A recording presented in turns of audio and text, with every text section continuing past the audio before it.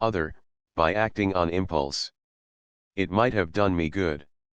Now, the fact was that the excellent doctor had never acted upon anything but impulse all through his life, and it was no bad compliment to the nature of the impulses which governed him, that so far from being involved in any peculiar troubles or misfortunes, he had the warmest respect and esteem of all who knew him.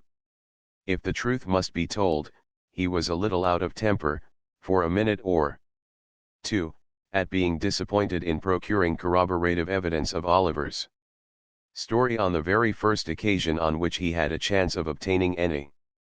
He soon came round again, however, and finding that Oliver's replies to his questions were still as straightforward and consistent, and still delivered with as much apparent sincerity and truth as they had ever been, he made up his mind to attach full credence to them, from that time forth. As Oliver knew the name of the street in which Mr. Brownlow resided, they were enabled to drive straight thither.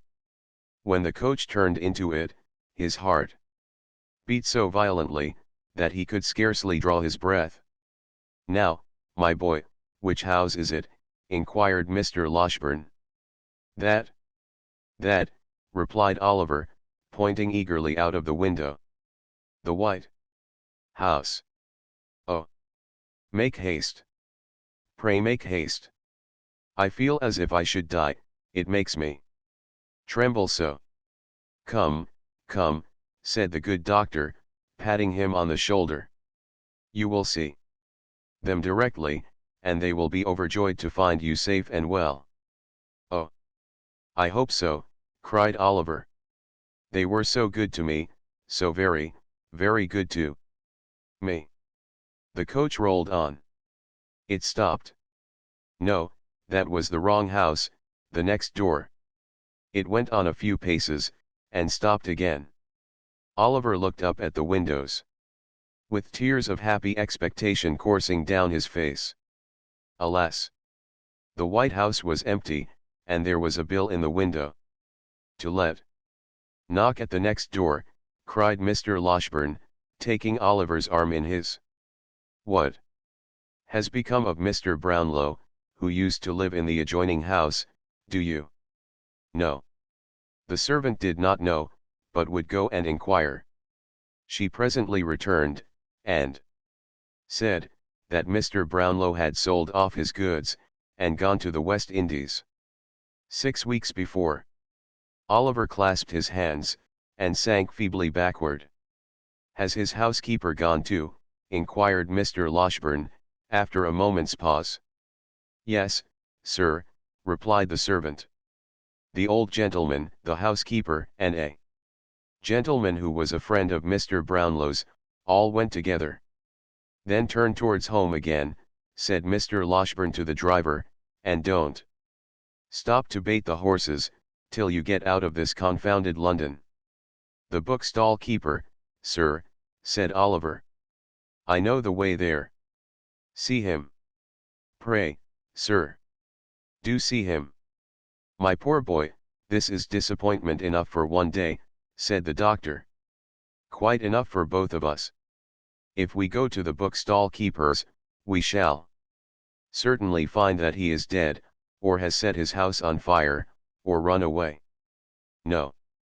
Home again straight." And in obedience to the doctor's impulse, home they went. This bitter disappointment caused Oliver much sorrow and grief, even in the midst of his happiness, for he had pleased himself, many times during his illness, with thinking of all that Mr. Brownlow and Mrs. Bedwin would say to him, and what delight it would be to tell them how many long days and nights he had passed in reflecting on what they had done for him, and in bewailing his cruel separation from them. The hope of eventually clearing himself with them, too, and explaining how he had been forced away, had buoyed him up, and sustained him, under many of his recent trials, and now, the idea that they should have gone so far, and carried with them the belief that he was an impostor and a robber, a belief which might remain uncontradicted to his dying Day was almost more than he could bear. The circumstance occasioned no alteration, however, in the behavior of his benefactors. After another fortnight, when the fine warm weather had fairly begun, and every tree and flower was putting forth its young leaves and rich blossoms, they made preparations for quitting the house at Chertsey, for some months.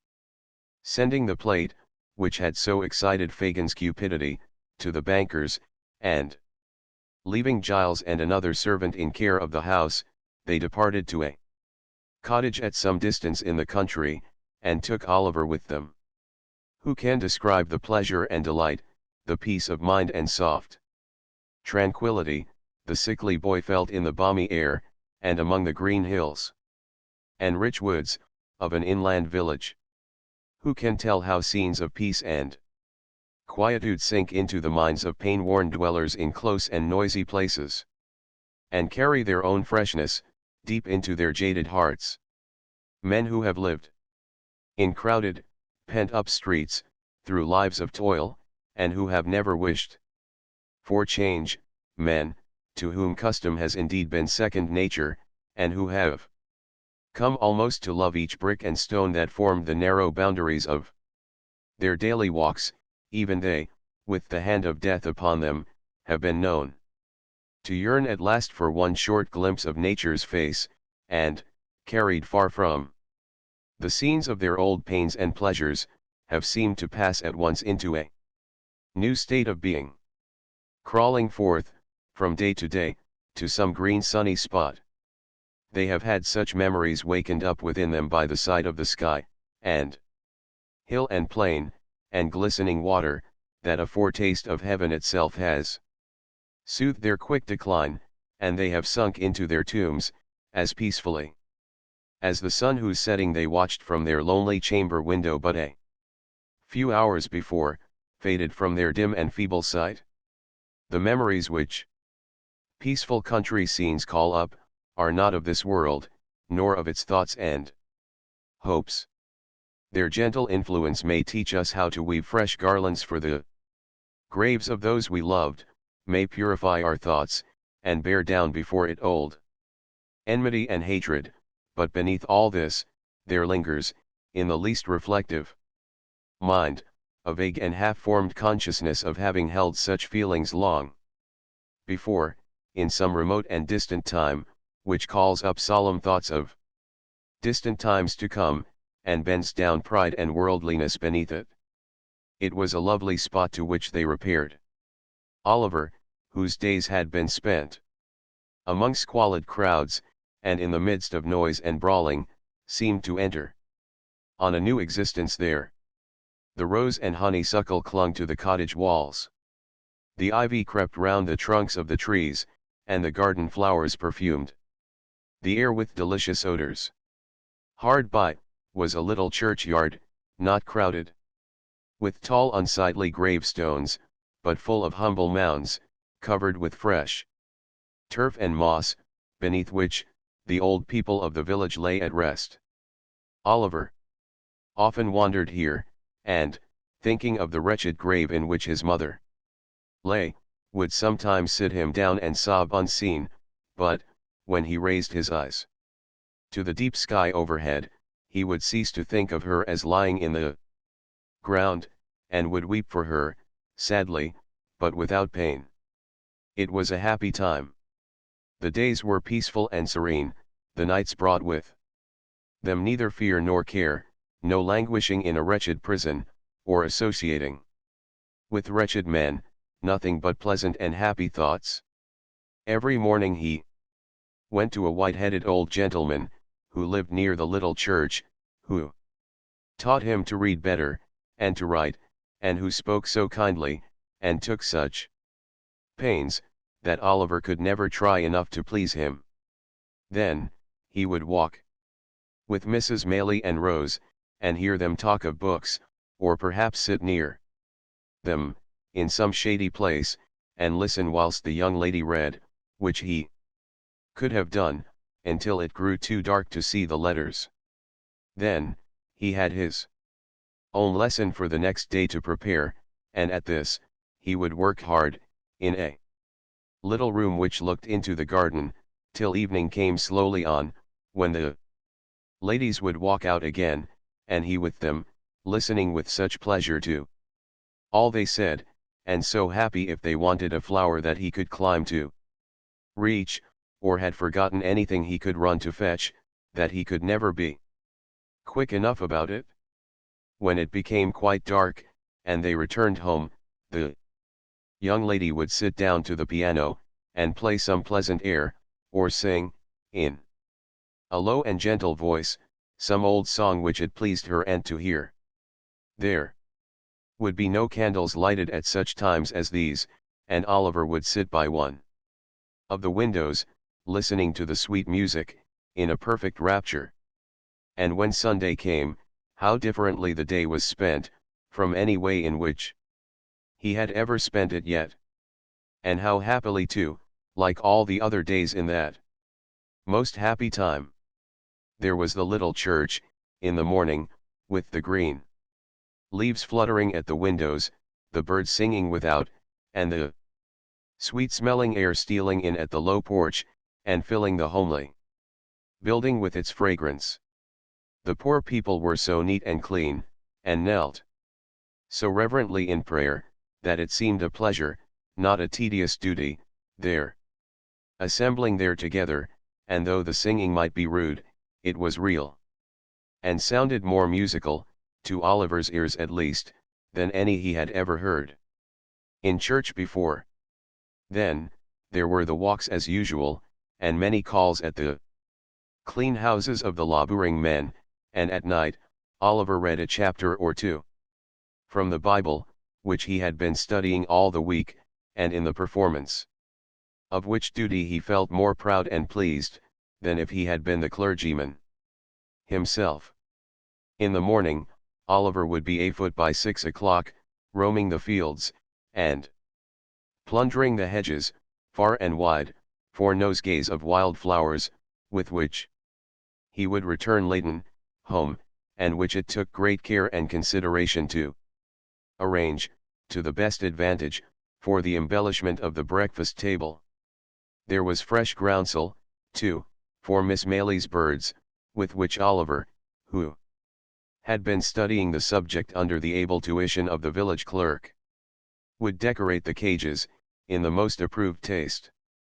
When the birds were made all spruce and smart for the day, there was usually some little commission of charity to execute in the village, or, failing that, there was rare cricket playing, sometimes, on the green, or, failing that, there was always something to do in the garden, or about the plants, to which Oliver, who had studied this science also, under the same master, who was a gardener by trade, applied himself with hearty goodwill, until Miss Rose made her appearance, when there were 1,000 commendations to be bestowed on all he had done. So 3 months glided away, 3 months which, in the life of the most blessed and favored of mortals, might have been unmingled happiness, and which, in Oliver's were true felicity. With the purest and most amiable generosity on one side, and the truest, warmest, soul-felt gratitude on the other, it is no wonder that, by the end of that short time, Oliver Twist had become completely domesticated with the old lady and her niece, and that the fervent attachment of his young and sensitive heart was repaid by their pride in, and attachment to, himself. Chapter XXXIII, wherein the happiness of Oliver and his friends experiences a sudden check. Spring flew swiftly by, and summer came. If the village had been beautiful at first, it was now in the full glow and luxuriance of its richness. The great trees, which had looked shrunken and bare in the earlier months, had now burst into strong life and health, and stretching forth their green arms over the thirsty ground, converted open and naked spots into choice nooks, where was a deep and pleasant shade from which to look upon the wide prospect, steeped in sunshine, which lay stretched beyond. The earth had donned her mantle of brightest green, and shed her richest perfumes abroad. It was the prime and vigor of the year, all things were glad and flourishing. Still, the same quiet life went on at the little cottage, and the same cheerful serenity prevailed among its inmates. Oliver had long since grown stout and healthy, but health or sickness made no difference in his warm feelings of a great many people. He was still the same gentle, attached, affectionate creature that he had been when pain and suffering had wasted his strength, and when he was dependent for every slight attention and comfort on those who tended him. One beautiful night, when they had taken a longer walk than was customary with them, for the day had been unusually warm, and there was a brilliant moon, and a light wind had sprung up, which was unusually refreshing.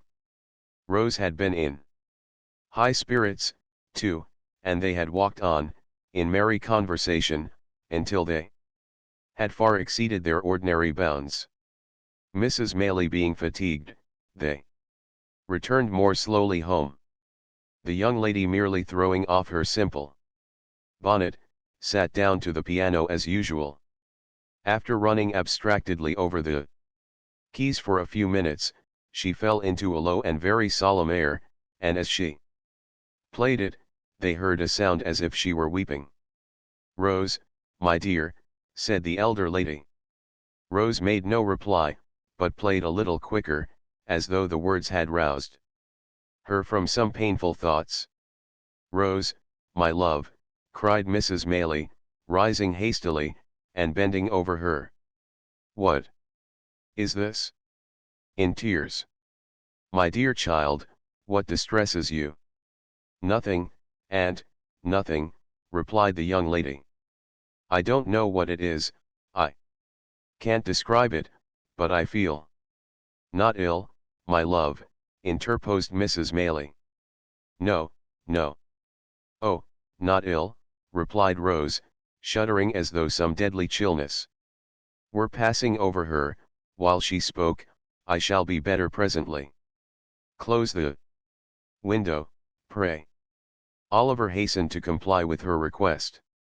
The young lady, making an effort to recover her cheerfulness, strove to play some livelier tune, but her fingers dropped powerless over the keys. Covering her face with her hands, she sank upon a sofa, and gave vent to the tears which she was now unable to repress. "My child," said the elderly lady, folding her arms about her, "I never saw you so before."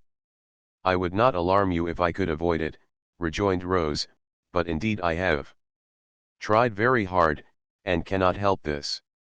I fear I am ill, aunt." She was, indeed, for, when candles were brought, they saw that in the very short time which had elapsed since their return home, the hue of her countenance had changed to a marble whiteness. Its expression had lost nothing of its beauty, but it was changed, and there was an anxious, haggard look about the gentle face, which it had never worn before. Another minute, and it was suffused with a crimson flush, and a heavy wildness came over the soft blue eye. Again this disappeared, like the shadow thrown by a passing cloud, and she was once more deadly pale.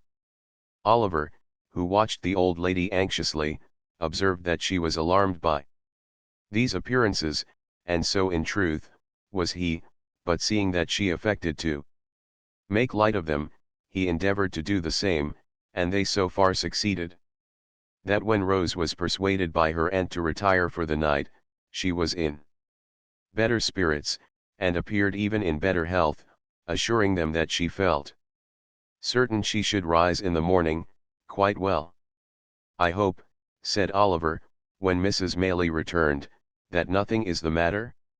She don't look well tonight, but—" The old lady motioned to him not to speak, and sitting herself down in a dark corner of the room, remained silent for some time. At length, she said, in a Trembling voice. I hope not, Oliver. I have been very happy with her for some years, too happy. Perhaps. It may be time that I should meet with some misfortune, but I hope it is not this. What? Inquired Oliver. The heavy blow, said the old lady, of losing the dear girl who has so long been my comfort and happiness. Oh! God forbid, exclaimed Oliver, hastily. Amen to that, my child, said the old lady, wringing her hands. Surely there is no danger of anything so dreadful, said Oliver. 2 hours ago, she was quite well. She is very ill now, rejoined Mrs. Maylies, and will be worse, I am sure. My dear, dear Rose. Oh, what shall I do without her? She gave way to such great grief, that Oliver, suppressing his own emotion, ventured to remonstrate with her, and to beg, earnestly, that, for the sake of the dear young lady herself, she would be more calm. And consider, ma'am, said Oliver, as the tears forced themselves into his eyes, despite of his efforts to the contrary. Oh, consider how young and good she is, and what pleasure and comfort she gives to all about her. I am quite certain that, for your sake, who are so good yourself, and for her own, and for the sake of all she makes so happy, she will not die. Heaven will never let her die so young. Hush, said Mrs. Maylie, laying her hand on Oliver's head. You think like a child, poor boy. But you teach me my duty, notwithstanding. I had forgotten it. For a moment, Oliver, but I hope I may be pardoned, for I am old, and have seen enough of illness and death to know the agony of separation from the objects of our love.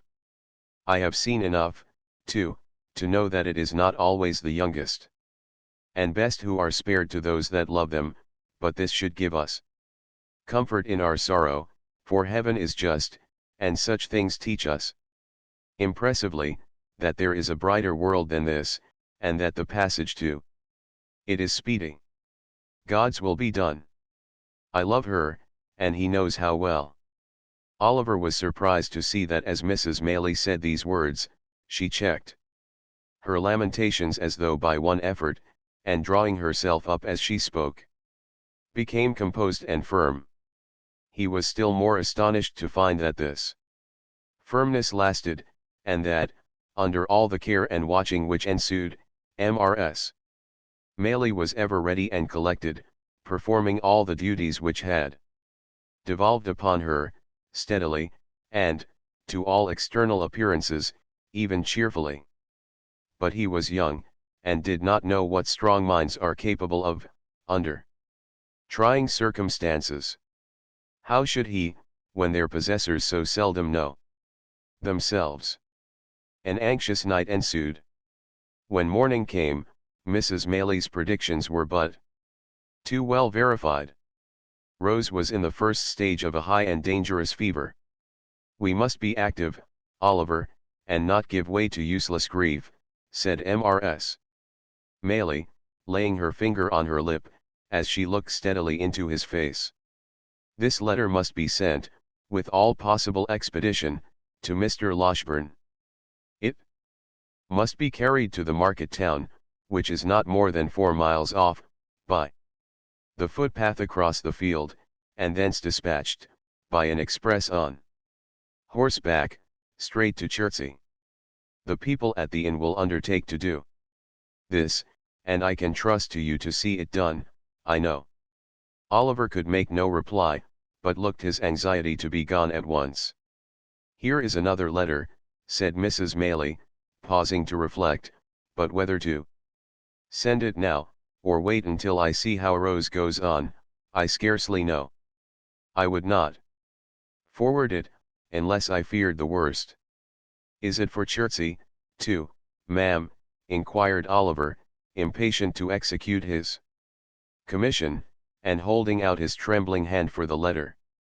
No, replied the old lady, giving it to him mechanically.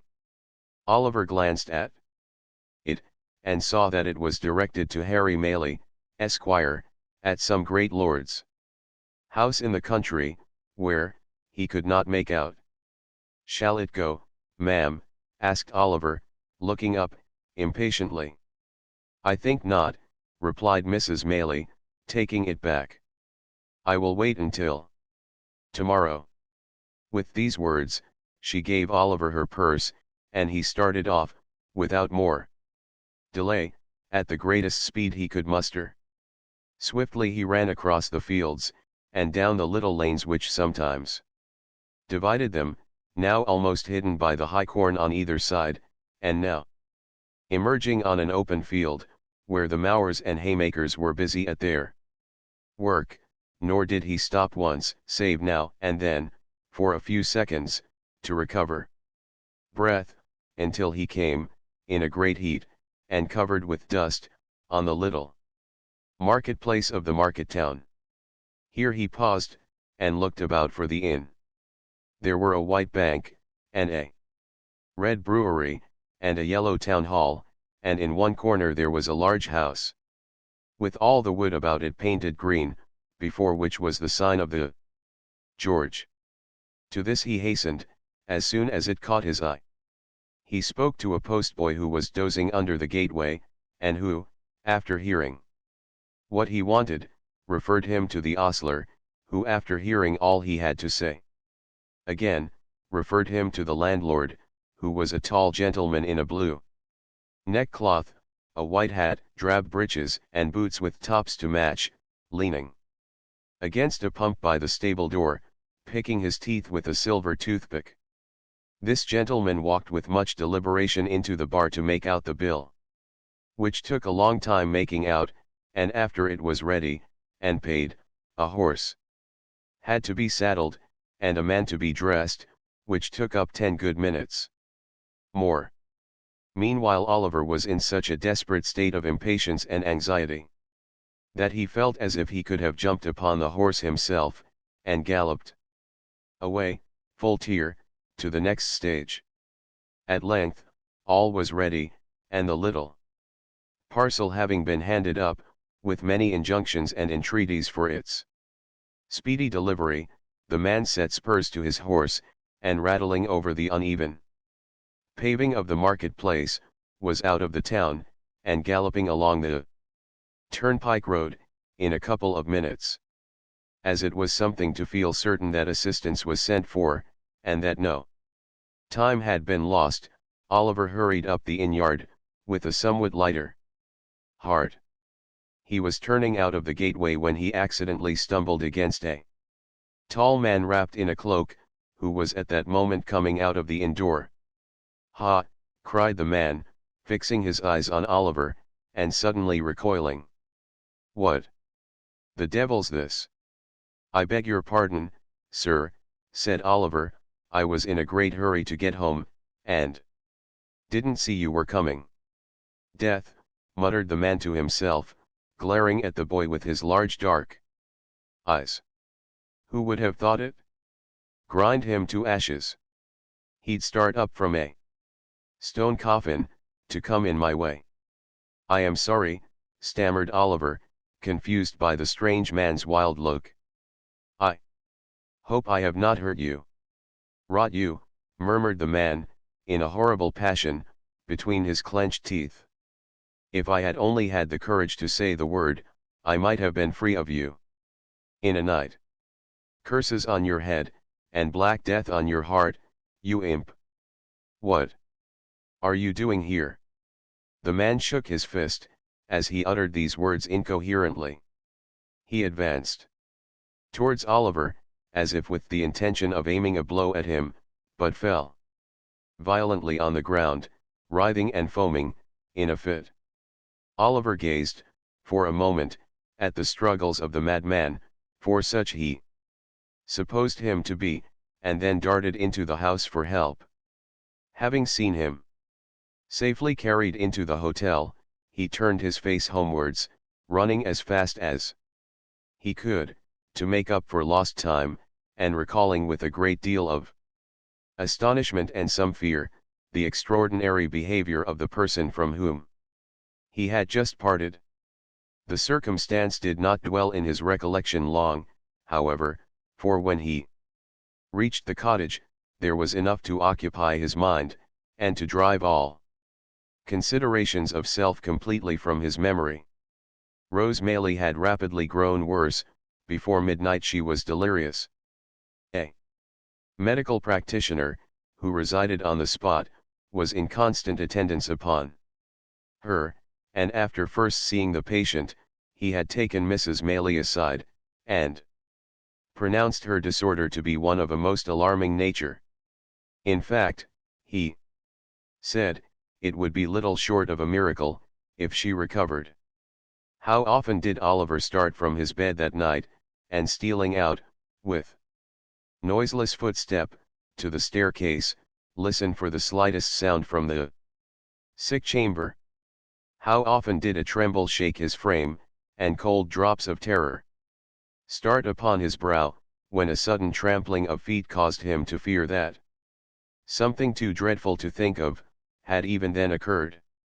And what had been the fervency of all the prayers he had ever muttered, compared with those he poured forth, now, in the agony and passion of his supplication for the life and health of the gentle creature, who was tottering on the deep grave's verge?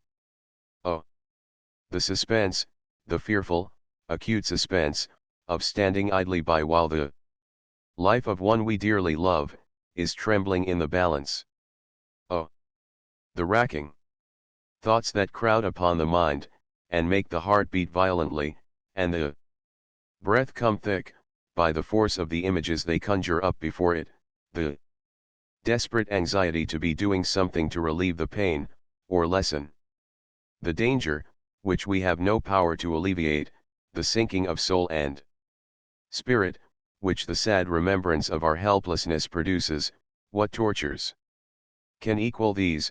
What reflections or endeavors can, in the full tide and fever of the time, allay them? Morning came, and the little cottage was lonely and still. People spoke in whispers, anxious faces appeared at the gate, from time to time, women and children went away in tears. All the livelong day, and for hours after it had grown dark, Oliver paced softly up and down the garden, raising his eyes every instant to the sick chamber, and shuddering to see the darkened window, looking as if death lay stretched inside. Late that night, Mr. Loshburn arrived. "It is hard," said the good doctor, turning away as he spoke, "so young, so much beloved, but there is very little hope." Another morning. The sun shone brightly as if it looked upon no misery or care, and, with every leaf and flower in full bloom about her, with life, and health, and sounds and sights of joy, surrounding her on every side, the fair young creature lay, wasting fast. Oliver crept away to the old churchyard, and sitting down on one of the green mounds, wept and prayed for her, in silence.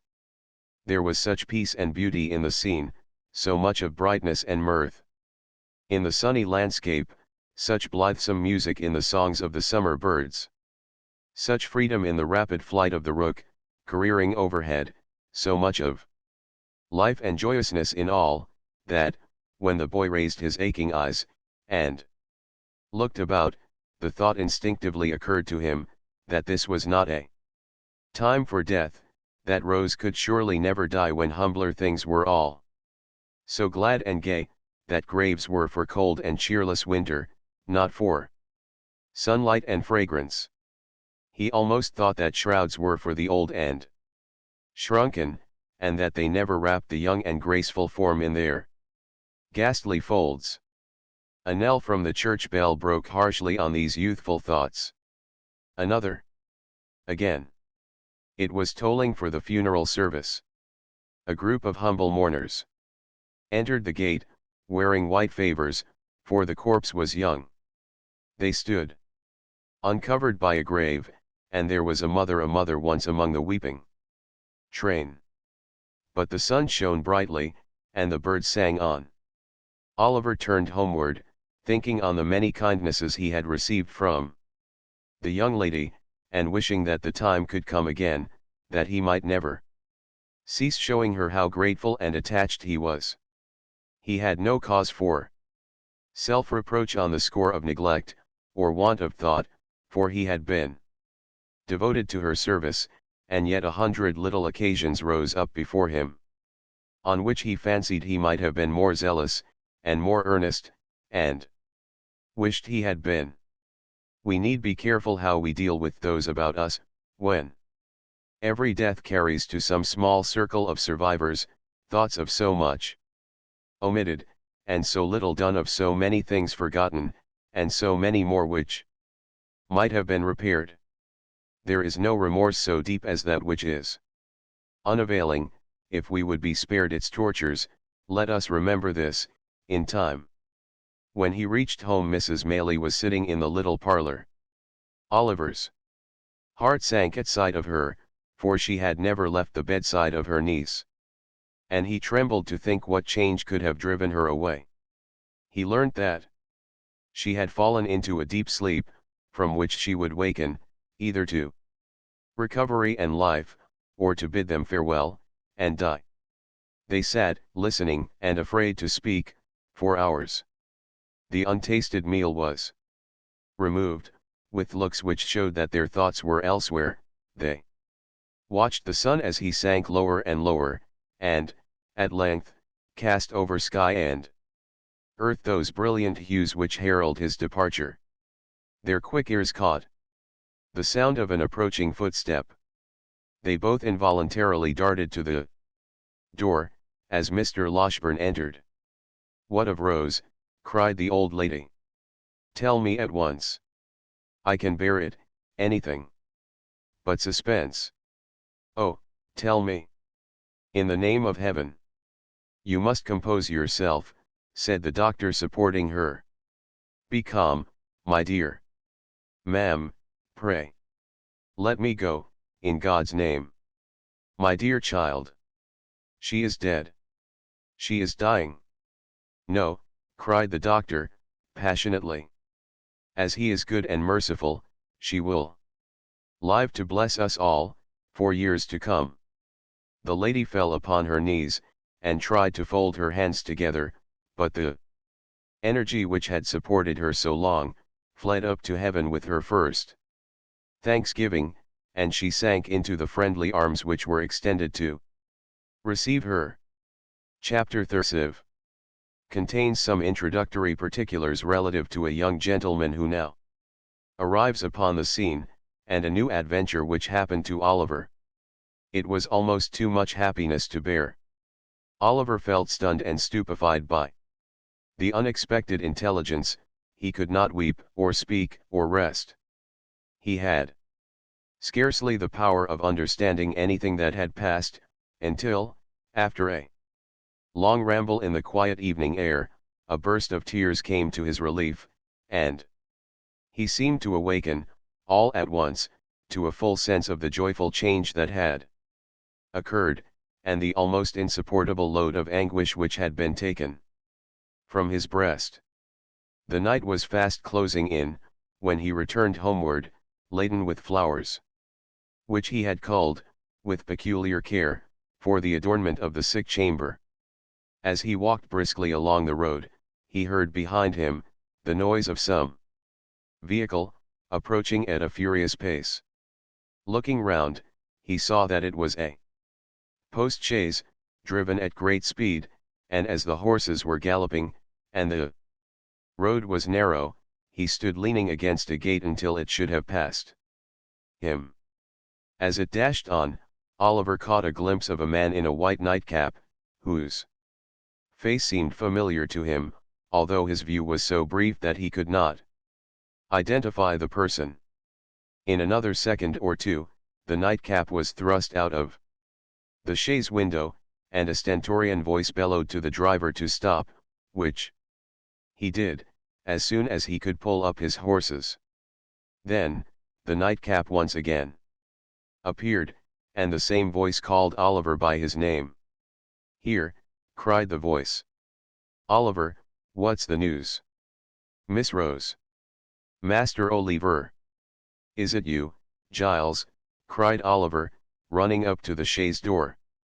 Giles popped out his nightcap again, preparatory to making some reply, when he was suddenly pulled back by a young gentleman who occupied the other corner of the chaise, and who eagerly demanded what was the news. "In a word," cried the gentleman, "better or worse?" "Better, much better," replied Oliver, hastily. "Thank heaven!" exclaimed the gentleman. "You are sure?" "Quite, sir," replied Oliver. "The change took place only a few hours ago, and Mr. Loshburn says, that all danger is at an end." The gentleman said not another word, but, opening the chaise door, leaped out, and taking Oliver hurriedly by the arm, led him aside. "You are quite certain? There is no possibility of any mistake on your part, my boy, is there?" demanded the gentleman in a tremulous voice. "Do not deceive me, by awakening hopes that are not to be fulfilled." "I would not for the world, sir," replied Oliver. "Indeed you may believe me.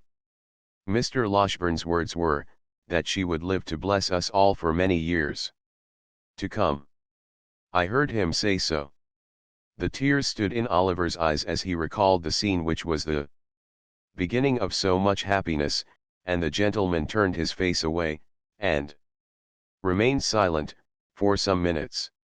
Oliver thought he heard him sob, more than once, but he feared to interrupt him by any fresh remark, for he could well guess what his feelings were, and so stood apart, feigning to be occupied with his nosegay. All this time, Mr. Giles, with the white nightcap on, had been sitting on the steps of the chaise, supporting an elbow on each knee, and wiping his eyes with a blue cotton pocket handkerchief dotted with white spots. That the honest fellow had not been feigning emotion, was abundantly demonstrated by the very red eyes with which he regarded the young gentleman, when he turned round and addressed him. "I think you had better go on to my mother's in the chaise, Giles," said he. "I would rather walk slowly on, so as to gain a little time before I see her." "You can say I am coming." "I beg your pardon, Mr. Harry," said Giles, giving a final polish to his ruffled countenance with the handkerchief, "but if you would leave the postboy to say that, I should be very much obliged to you. It wouldn't be proper for the maids to see me in this state, sir. I should never have any more authority with them if they did." "Well," rejoined Harry Maylie, smiling, "you can do as you like. Let him go on with the luggage, if you wish it, and do you follow with us. Only first, exchange that nightcap for some more appropriate covering, or we shall be taken for madmen." Mr. Giles, reminded of his unbecoming costume, snatched off and pocketed his nightcap, and substituted a hat, of grave and sober shape, which he took out of the chaise. This done, the postboy drove off. Giles, Mr. Maylie, and Oliver followed at their leisure. As they walked along, Oliver glanced from time to time with much interest and curiosity at the newcomer.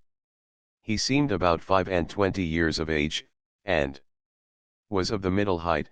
His countenance was frank and handsome, and his demeanor easy and prepossessing. Notwithstanding the difference between youth and age, he bore so strong a likeness to the old lady, that Oliver would have had no great difficulty in imagining their relationship, if he had not already spoken of her as his mother. Mrs. Maylie was anxiously waiting to receive her son when he reached the cottage.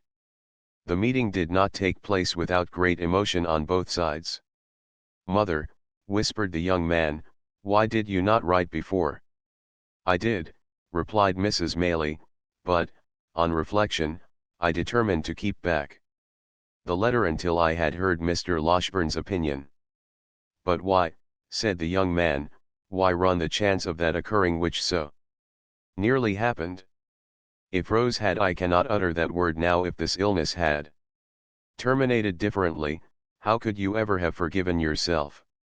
How could I ever have no happiness again? If that had been the case, Harry, said Mrs. Maylie, I fear your happiness would have been effectually blighted, and that your arrival here, a day sooner or a day later, would have been of very, very little import. And who can wonder if it be so, mother, rejoined the young man, or why should I say, if it is you know it, mother, you must know it. I know that she deserves the best and purest love the heart of man can offer, said Mrs. Maylie. I know that the devotion and affection of her nature require no ordinary return, but one that shall be deep and lasting. If I did not feel this, and know, besides, that a changed behavior in one she loved would break her heart, I should not feel my task so difficult of performance, or have to encounter so many struggles in my own bosom, when I take what seems to me to be the strict line of duty. This is unkind, mother, said Harry. Do you still suppose that I am a boy, ignorant of my own mind, and mistaking the impulses of my own soul? I think, my dear son, returned Mrs. Maylie, laying her hand upon his shoulder, that youth has many generous impulses which do not last, and that among them are some, which, being gratified, become only the more fleeting. Above all, I think, said the lady, fixing her eyes on her son's face, that if an enthusiastic, ardent, and ambitious man marry a wife on whose name there is a stain, which, though it originate in no fault of hers, may be visited by cold and sordid people upon her, and upon his children also, and, in exact proportion to his success in the world, be cast in his teeth, and made the subject of sneers against him, he may, no matter how generous and good his nature, one day repent of the connection he formed in early life. And she may have the pain of knowing that he does so. Mother, said the young man, impatiently, he would be a selfish brute, unworthy alike of the name of man and of the woman you describe, who acted thus. You think so now, Harry, replied his mother. And ever will, said the young man. The mental agony I have suffered, during the last 2 days, wrings from me the avowal to you of a passion which, as you well know, is not one of yesterday, nor one I have lightly formed on Rose. Sweet, gentle girl. My heart is set, as firmly as ever heart of man was set on woman. I have no thought, no view, no hope in life, beyond her, and if you oppose me in this great stake, you take my peace and happiness in your hands, and cast them to the wind. Mother, think better of this, and of me, and do not disregard the happiness of which you seem to think so little. Harry, said Mrs. Maylie, it is because I think so much of warm and sensitive hearts, that I would spare them from being wounded. But we have said enough, and more than enough, on this matter, just now. Let it rest with Rose, then, interposed Harry. You will not press these overstrained opinions of yours, so far, as to throw any obstacle in my way. I will not, rejoined Mrs. Maylie, but I would have you consider. I have considered, was the impatient reply, mother, I have considered, years and years. I have considered, ever since I have been capable of serious reflection. My feelings remain unchanged, as they ever will, and why should I suffer the pain of a delay in giving them vent, which can be productive of no earthly good? No. Before I leave this place, Rose shall hear me. She shall, said Mrs. Maylie. There is something in your manner, which would almost imply that she will hear me coldly. Mother, said the young man. Not coldly, rejoined the old lady, far from it. How then, urged the young man. She has formed no other attachment. No, indeed, replied his mother, you have, or I mistake, too strong a hold on her affections already.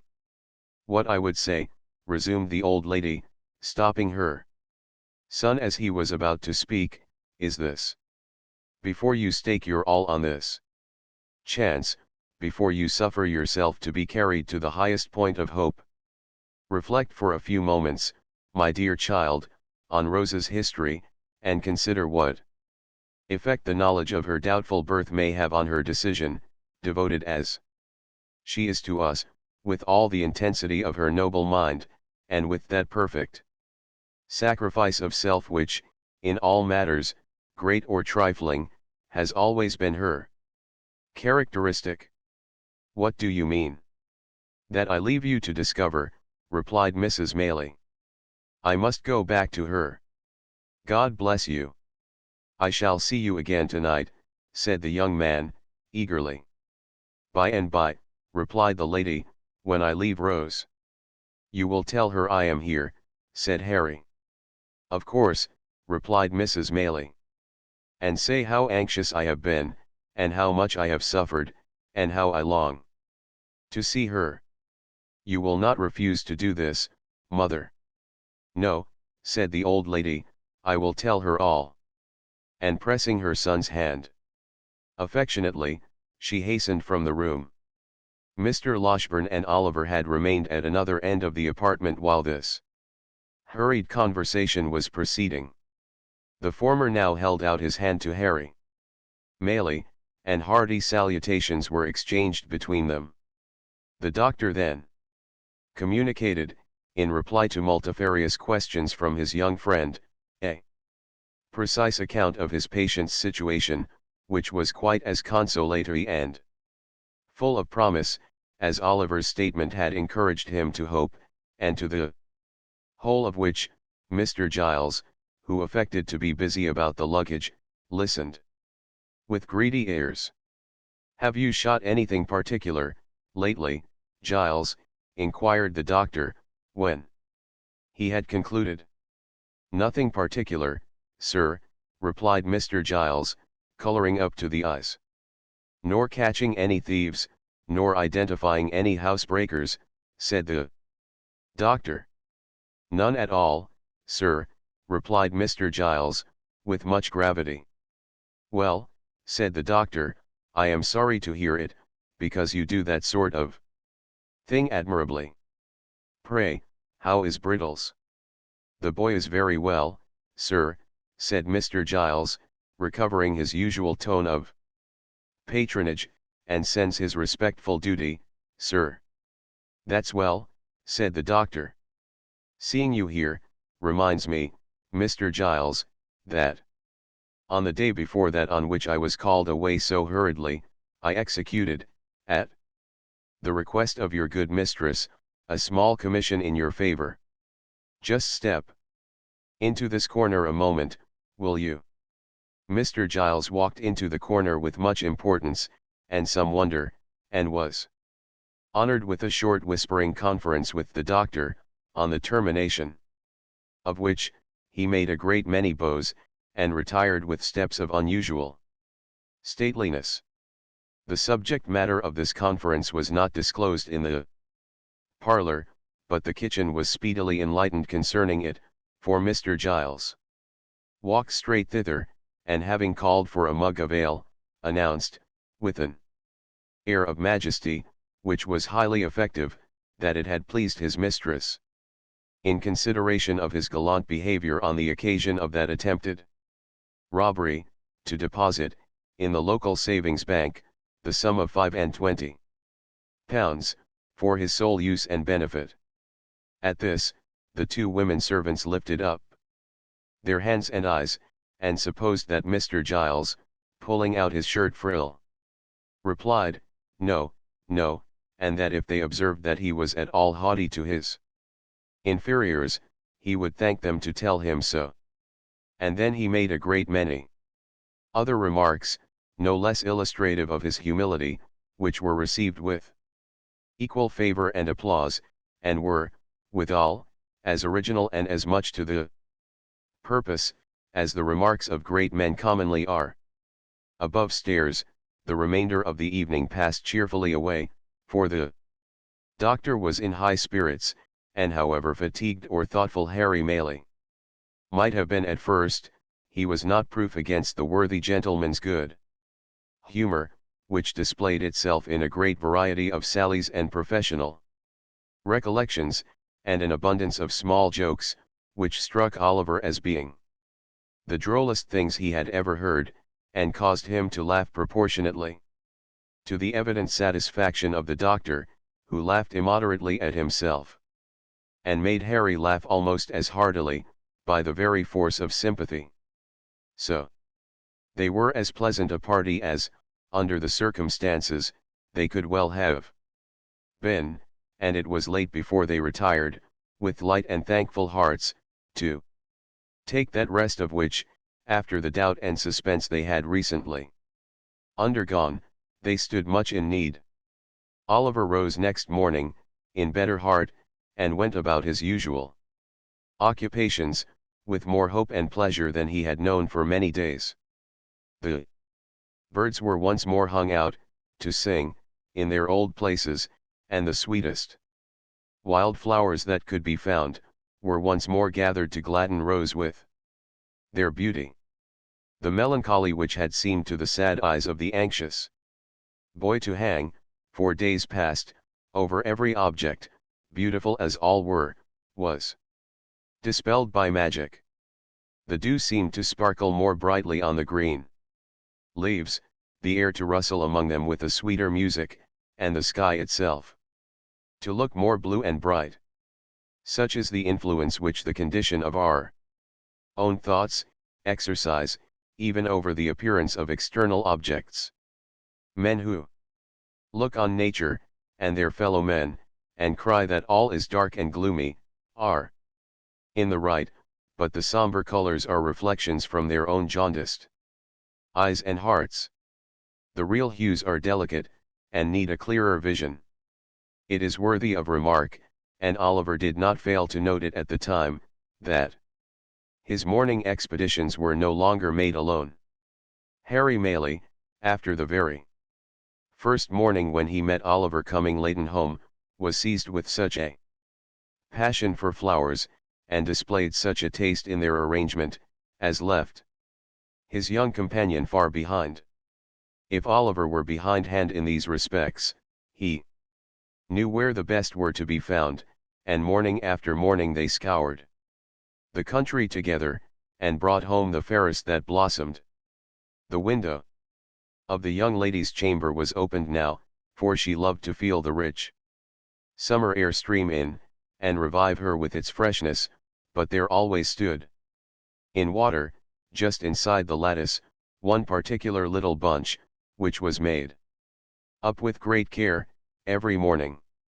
Oliver could not help noticing that the withered flowers were never thrown away, although the little vase was regularly replenished, nor could he help observing that whenever the doctor came into the garden, he invariably cast his eyes up to that particular corner, and nodded his head most expressively, as he set forth on his morning's walk.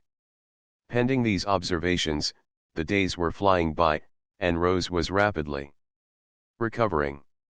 Nor did Oliver's time hang heavy on his hands, although the young lady had not yet left her chamber, and there were no evening walks, save now and then, for a short distance, with Mrs. Maylie.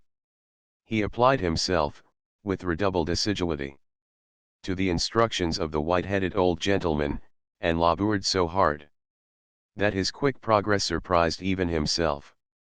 It was while he was engaged in this pursuit, that he was greatly startled and distressed by a most unexpected occurrence. The little room in which he was accustomed to sit, when busy at his books, was on the ground floor, at the back of the house. It was quite a cottage room, with a lattice window, around which were clusters of jessamine and honeysuckle, that crept over the casement, and filled the place with their delicious perfume. It looked into a garden, whence a wicket gate opened into a small paddock. All beyond was fine meadow land and wood. There was no other dwelling near, in that direction, and the prospect it commanded was very extensive. One beautiful evening, when the first shades of twilight were beginning to settle upon the earth, Oliver sat at this window, intent upon his books. He had been poring over them for some time, and, as the day had been uncommonly sultry, and he had exerted himself a great deal, it is no disparagement to the authors, whoever they may have been, to say, that gradually and by slow degrees, he fell asleep.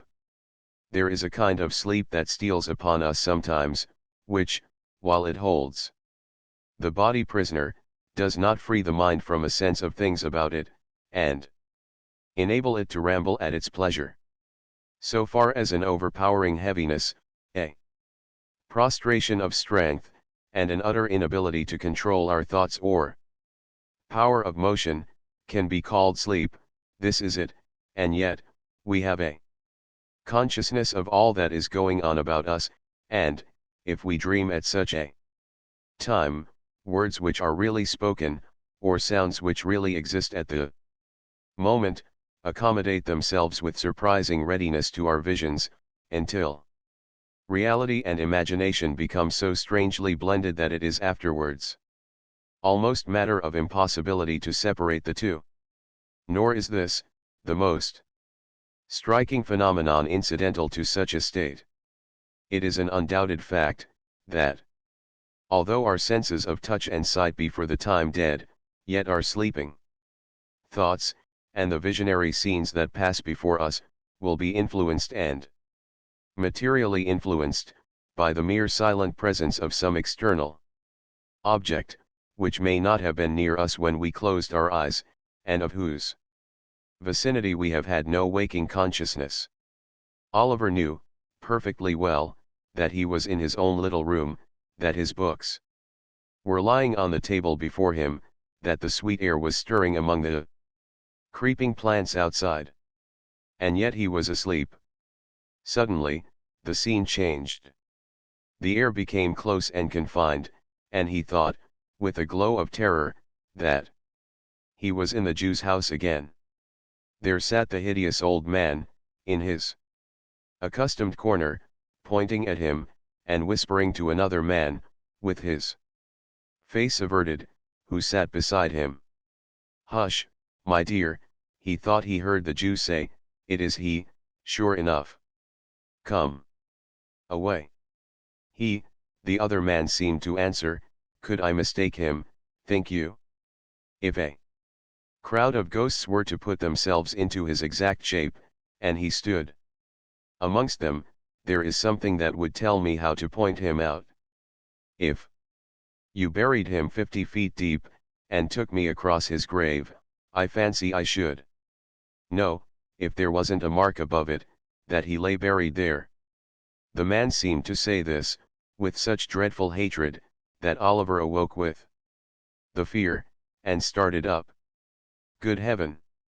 What was that, which sent the blood tingling to his heart, and deprived him of his voice, and of power to move? There at the window close before him, so close, that he could have almost touched him before he started back, with his eyes peering into the room, and meeting his, there stood the Jew. And beside him, white with rage or fear, or both, were the scowling features of the man who had accosted him in the inn-yard. It was but an instant, a glance, a flash, before his eyes, and they were gone. But they had recognized him, and he them, and their look was as firmly impressed upon his memory, as if it had been deeply carved in stone, and set before him from his birth. He stood transfixed for a moment, then, leaping from the window into the garden, called loudly for help. Chapter XXXV. Containing the unsatisfactory result of Oliver's adventure, and a conversation of some importance between Harry Maylie and Rose. When the inmates of the house, attracted by Oliver's cries, hurried to the spot from which they proceeded, they found him, pale and agitated, pointing in the direction of the meadows behind the house, and scarcely able to articulate the words, "The Jew, the Jew." Mr. Giles was at a loss to comprehend what this outcry meant, but Harry Maylie, whose perceptions were something quicker, and who had heard Oliver's history from his mother, understood it at once. "What direction did he take?" he asked, catching up a heavy stick which was standing in a corner. "That," replied Oliver, pointing out the course the man had taken, "I missed them in an instant." "Then, they are in the ditch," said Harry. "Follow. And keep as near me, as you can." So saying, he sprang over the hedge, and darted off with a speed which rendered it matter of exceeding difficulty for the others to keep near him. Giles followed as well as he could, and Oliver followed too, and in the course of a minute or two, Mr. Loshburn, who had been out walking, and just then returned, tumbled over the hedge after them, and picking himself up with more agility than he could have been supposed to possess, struck into the same course at no contemptible speed, shouting all the while, most prodigiously, to know what was the matter. On they all went, nor stopped they once to breathe, until the leader, striking off into an angle of the field indicated by Oliver, began to search, narrowly, the ditch and hedge adjoining, which afforded time for the remainder of the party to come up, and for Oliver to communicate to Mr. Loshburn the circumstances that had led to so vigorous a pursuit. The search was all in vain. There were not even the traces of recent footsteps to be seen. They stood now, on the summit of a little hill, commanding the open fields in every direction for 3 or 4 miles. There was the village in the hollow on the left, but, in order to gain that, after pursuing the track Oliver had pointed out, the men must have made a circuit of open ground, which it was impossible they could have accomplished in so short a time. A thick wood skirted the meadowland in another direction, but they could not have gained that covered for the same reason. "It must have been a dream, Oliver," said Harry Maylie. "Oh no, indeed, sir," replied Oliver, shuddering at the very recollection of the old wretch's countenance. "I saw him too plainly for that. I saw them both as plainly as I see you now." "Who was the other?" inquired Harry and Mr. Loshburn, together. "The very same man I told you of, who came so suddenly upon me at the inn," said Oliver. "We had our eyes fixed full upon each other, and I could swear to him." "They took this way?" demanded Harry. "Are you sure?"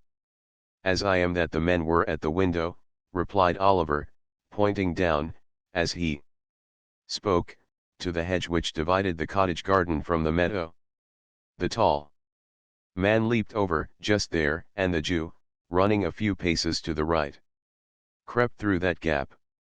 The two gentlemen watched Oliver's earnest face, as he spoke, and looking from him to each other, seemed to feel satisfied of the accuracy of what he said. Still, in no direction were there any appearances of the trampling of men in hurried flight. The grass was long, but it was trodden down nowhere, save where their own feet had crushed it. The sides and brinks of the ditches were of damp clay, but in no one place could they discern the print of men's shoes, or the slightest mark which would indicate that any feet had pressed the ground 4 hours before. "This is strange," said Harry. "Strange," echoed the doctor. "Blathers and Duff, themselves, could make nothing of it. Notwithstanding the evidently useless nature of their search, they did not desist until the coming on of night rendered its further prosecution hopeless. And even then, they gave it up with reluctance. Giles was dispatched to the different alehouses in the village, furnished with the best description Oliver could give of the appearance and dress of the strangers. Of these, the Jew was, at all events, sufficiently remarkable to be remembered, supposing he had been seen drinking, or loitering about, but Giles returned without any intelligence calculated to dispel or lessen the mystery. On the next day, fresh search was made, and the inquiries renewed, but with no better success. On the day following, Oliver and Mr. Maylie repaired to the market town, in the hope of seeing or hearing something of the men there, but this effort was equally fruitless. After a few days, the affair began to be forgotten, as most affairs are, when wonder, having no fresh food to support it, dies away of itself. Meanwhile, Rose was rapidly recovering. She had left her room, was able to go out, and mixing once more with the family, carried joy into the hearts of all. But, although this happy change had a visible effect on the little circle, and although cheerful voices and merry laughter were once more heard in the cottage, there was at times an unwonted restraint upon some there, even upon Rose herself, which Oliver could not fail to remark. Mrs. Maylie and her son were often closeted together for a long time, and more than once Rose appeared with traces of tears upon her face. After Mr. Loshburn had fixed a day for his departure to Chertsey, these symptoms increased, and it became evident that something was in progress which affected the peace of the young lady, and of somebody else besides.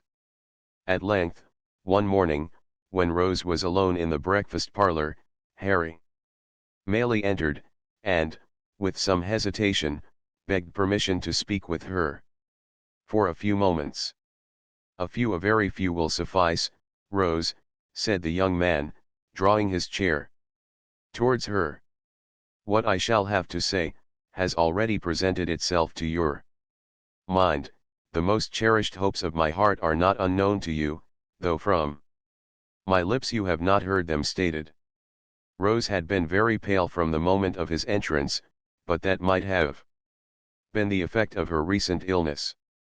She merely bowed, and bending over some plants that stood near, waited in silence for him to proceed. I ought to have left here, before," said Harry. "You should, indeed," replied Rose. "Forgive me for saying so, but I wish you had.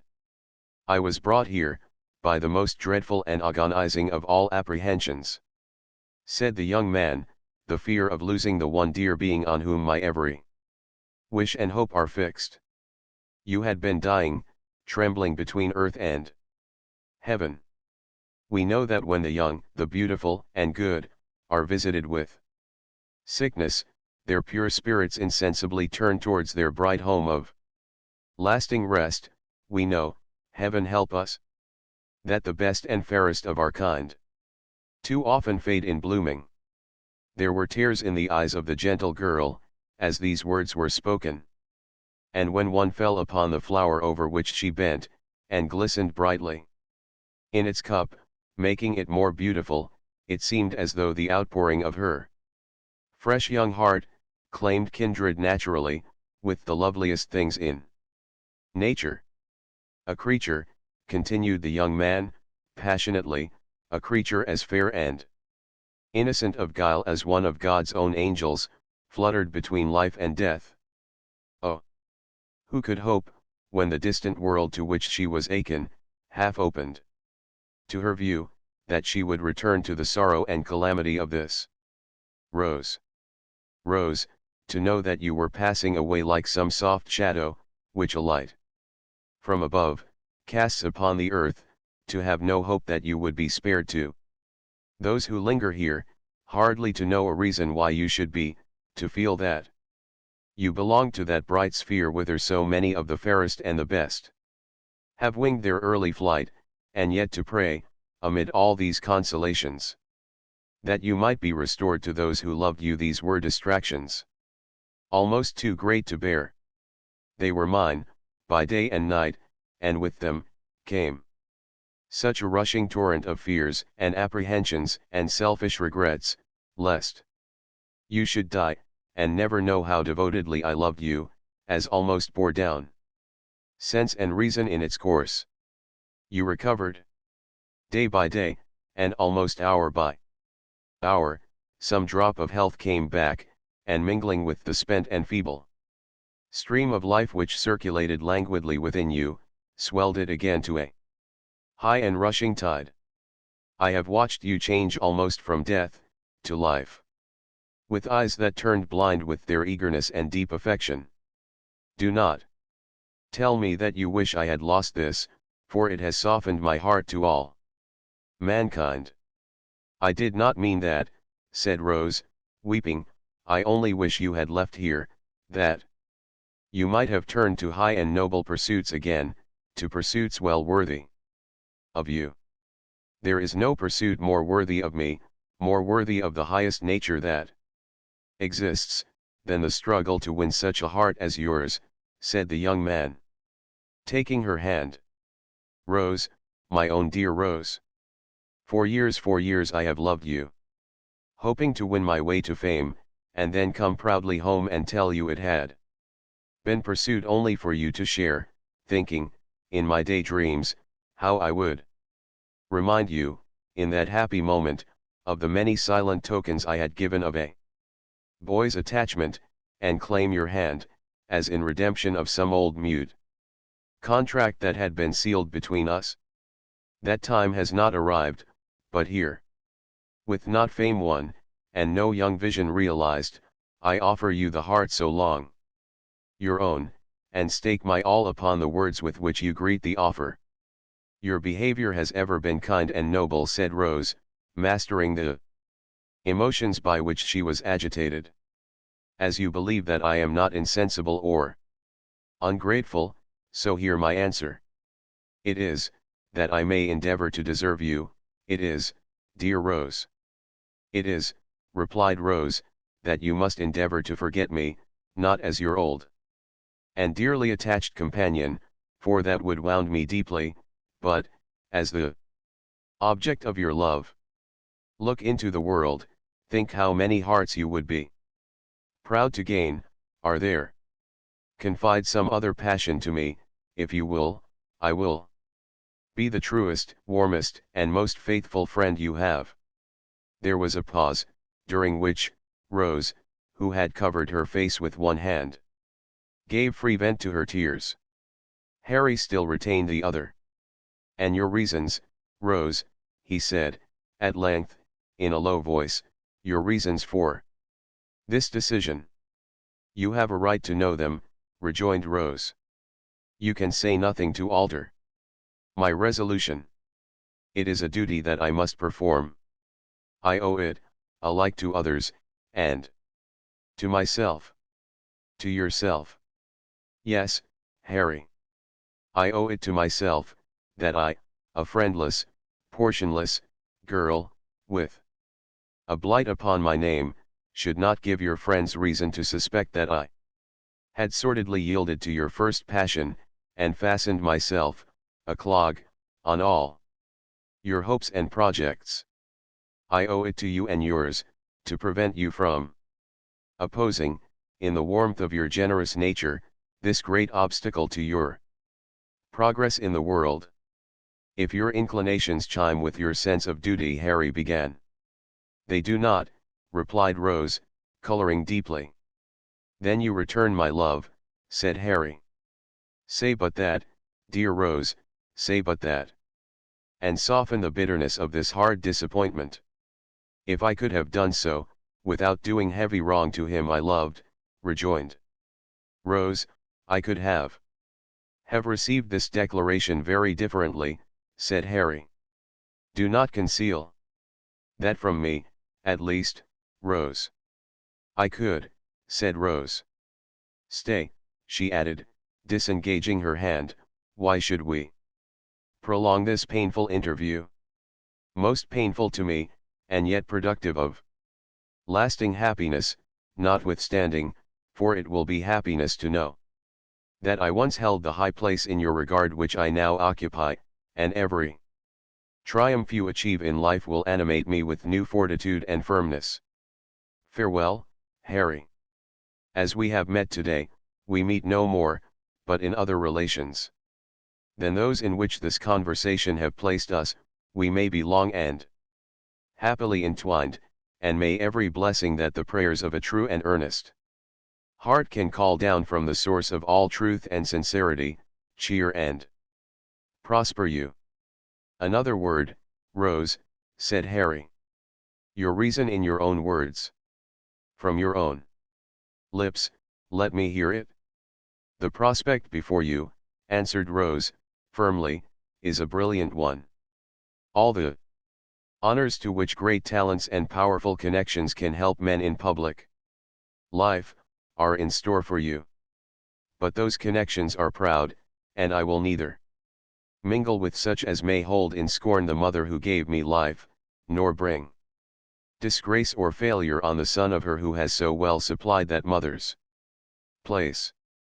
In a word, said the young lady, turning away, as her temporary firmness forsook her, there is a stain upon my name, which the world visits on innocent heads.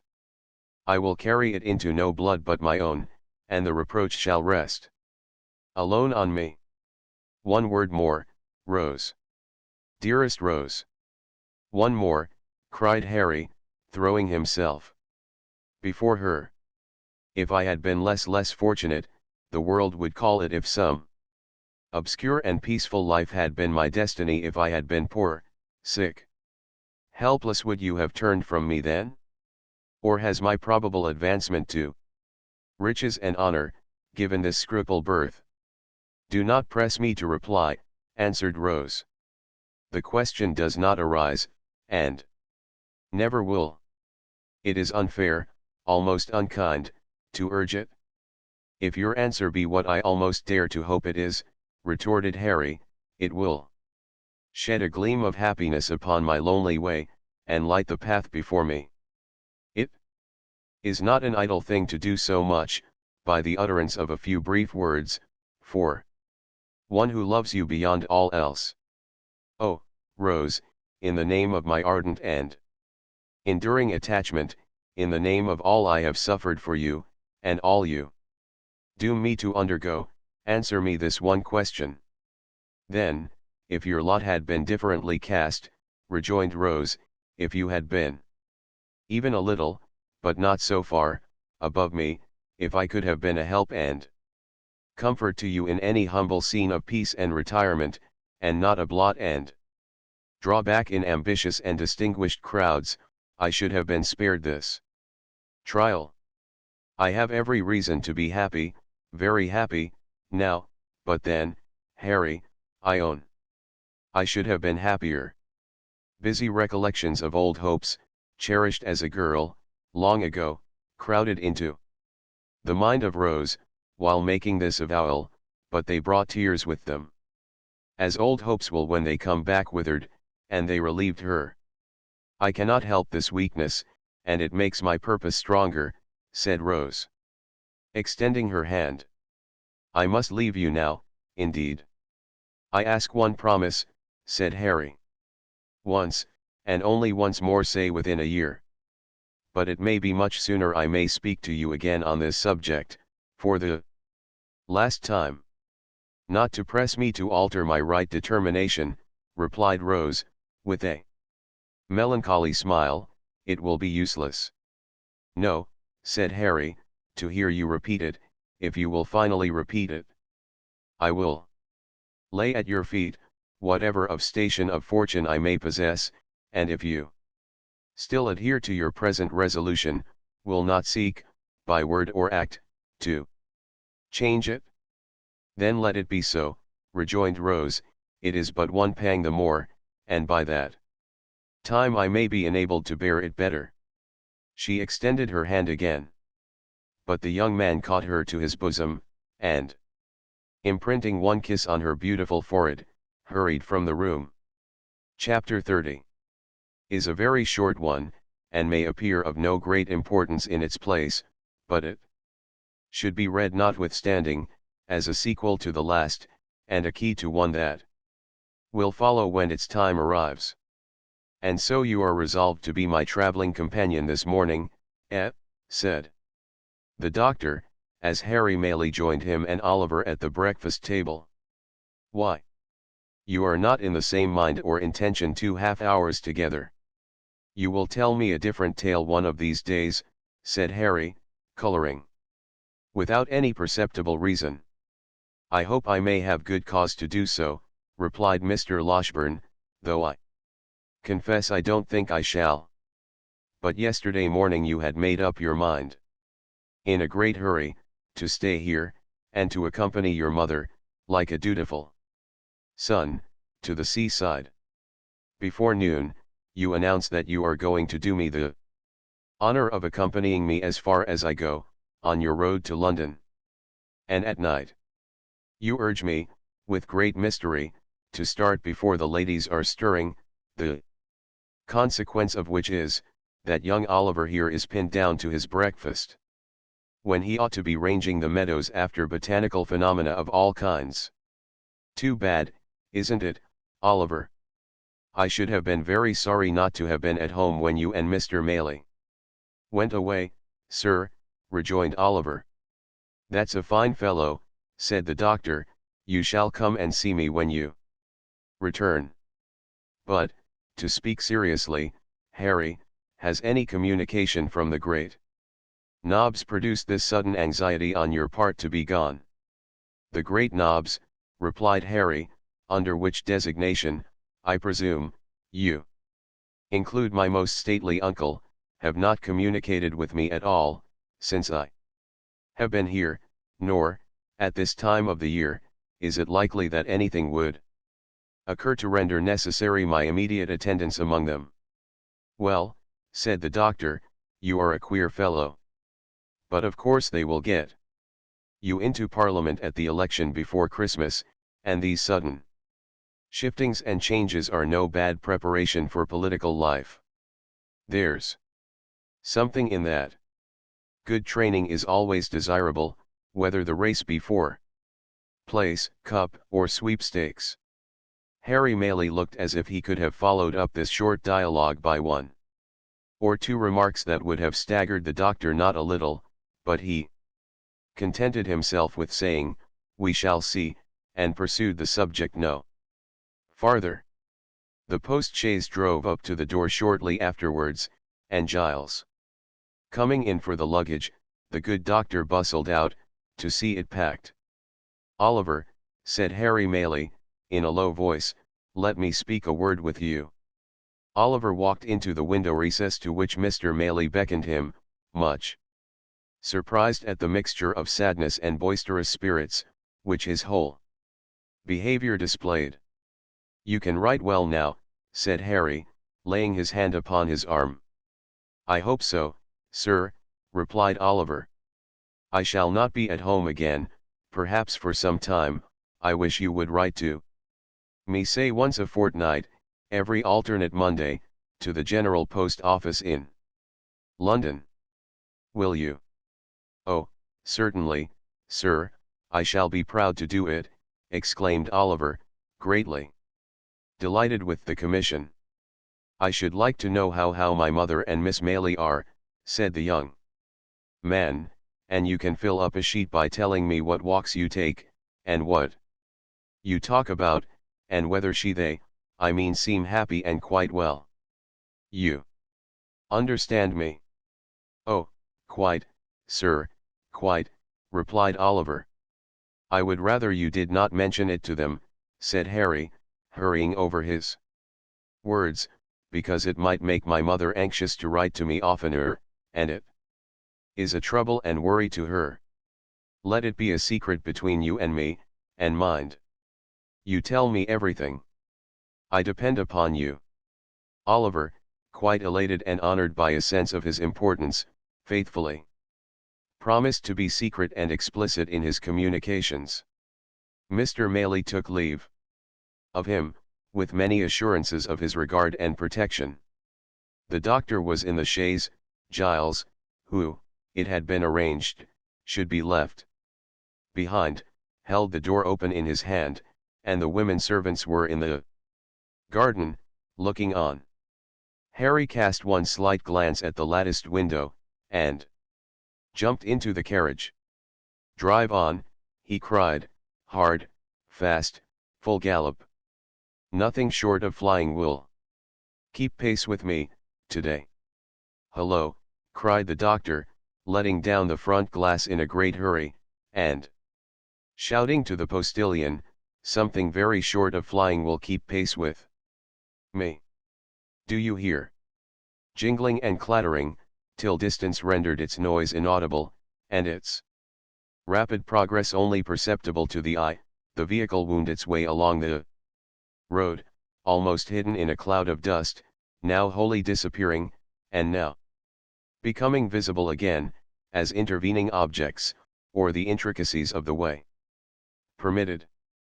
It was not until even the dusty cloud was no longer to be seen, that the gazers dispersed. And there was one looker-on, who remained with eyes fixed upon the spot where the carriage had disappeared, long after it was many miles away, for, behind the white curtain which had shrouded her from view when Harry raised his eyes towards the window, sat Rose herself. "He seems in high spirits and happy," she said, at length. "I feared for a time he might be otherwise. I was mistaken. I am very, very glad." Tears are signs of gladness as well as grief, but those which coursed down Rose's face, as she sat pensively at the window, still gazing in the same direction, seemed to tell more of sorrow than of joy. Chapter XXXVII, in which the reader may perceive a contrast, not uncommon in matrimonial cases. Mr. Bumble sat in the workhouse parlour, with his eyes moodily fixed on the cheerless grate, whence, as it was summer time, no brighter gleam proceeded than the reflection of certain sickly rays of the sun, which were sent back from its cold and shining surface. A paper fly-cage dangled from the ceiling, to which he occasionally raised his eyes in gloomy thought, and, as the heedless insects hovered round the gaudy network, Mr. Bumble would heave a deep sigh, while a more gloomy shadow overspread his countenance. Mr. Bumble was meditating, it might be that the insects brought to mind some painful passage in his own past life. Nor was Mr. Bumble's gloom the only thing calculated to awaken a pleasing melancholy in the bosom of a spectator. There were not wanting other appearances, and those closely connected with his own person, which announced that a great change had taken place in the position of his affairs. The laced coat, and the cocked hat, where were they? He still wore knee breeches, and dark cotton stockings on his nether limbs, but they were not the breeches. The coat was wide-skirted, and in that respect like the coat. But, oh how different! The mighty cocked hat was replaced by a modest round one. Mr. Bumble was no longer a beetle. There are some promotions in life, which, independent of the more substantial rewards they offer, require peculiar value and dignity from the coats and waistcoats connected with them. A field marshal has his uniform, a bishop his silk apron, a councillor his silk gown, a beadle his cocked hat. Strip the bishop of his apron, or the beadle of his hat and lace, what are they? Men. Mere men. Dignity, and even holiness too, sometimes, are more questions of coat and waistcoat than some people imagine. Mr. Bumble had married Mrs. Corney, and was master of the workhouse. Another beadle had come into power. On him the cocked hat, gold-laced coat, and staff had all three descended. "And tomorrow 2 months it was done," said Mr. Bumble, with a sigh. "It seems age Mr. Bumble might have meant that he had concentrated a whole existence of happiness into the short space of 8 weeks, but the sigh, there was a vast deal of meaning in the sigh. I sold myself, said Mr. Bumble, pursuing the same train of reflection, for 6 teaspoons, a pair of sugar tongs, and a milk pot, with a small quantity of second-hand furniture, and £20 in money. I went very reasonable. Cheap, dirt cheap. Cheap, cried a shrill voice in Mr. Bumble's ear, you would have been dear at any price, and dear enough I paid for you, Lord above knows that. Mr. Bumble turned, and encountered the face of his interesting consort, who, imperfectly comprehending the few words she had overheard of his complaint, had hazarded the foregoing remark at a venture. Mrs. Bumble, ma'am, said Mr. Bumble, with a sentimental sternness. Well, cried the lady. Have the goodness to look at me, said Mr. Bumble, fixing his eyes upon her. If she stands such a eye as that, said Mr. Bumble to himself, she can stand anything. It is a eye I never knew to fail with paupers. If it fails with her, my power is gone. Whether an exceedingly small expansion of eye be sufficient to quell paupers, who, being lightly fed, are in no very high condition, or whether the late Mrs. Corney was particularly proof against eagle glances, are matters of opinion. The matter of fact, is, that the matron was in no way overpowered by Mr. Bumble's scowl, but, on the contrary, treated it with great disdain, and even raised a laugh thereat, which sounded as though it were genuine. On hearing this most unexpected sound, Mr. Bumble looked, first incredulous, and afterwards amazed. He then relapsed into his former state, nor did he rouse himself until his attention was again awakened by the voice of his partner. Are you going to sit snoring there, all day? Inquired Mrs. Bumble. I am going to sit here, as long as I think proper, ma'am, rejoined Mr. Bumble, and although I was not snoring, I shall snore, gape, sneeze, laugh, or cry, as the humor strikes me, such being my prerogative. Your prerogative, sneered Mrs. Bumble, with ineffable contempt.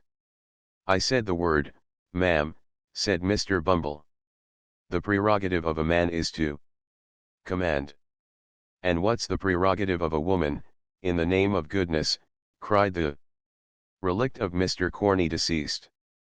To obey, ma'am, thundered Mr. Bumble.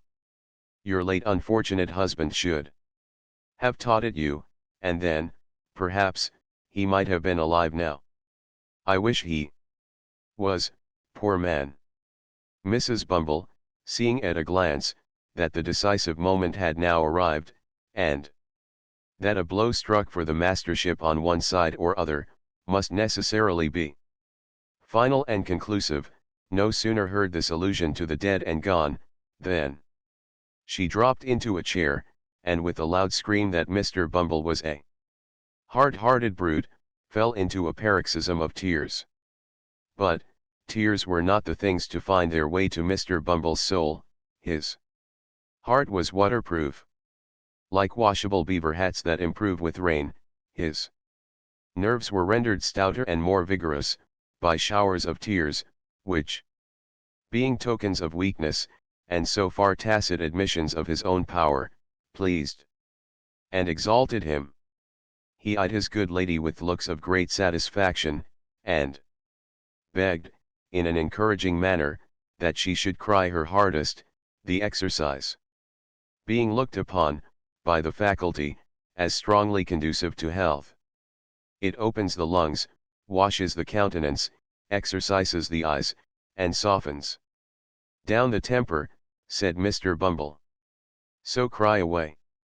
As he discharged himself of this pleasantry, Mr. Bumble took his hat from a peg, and putting it on, rather rakishly, on one side, as a man might, who felt he had asserted his superiority in a becoming manner, thrust his hands into his pockets, and sauntered towards the door, with much ease and waggishness depicted in his whole appearance.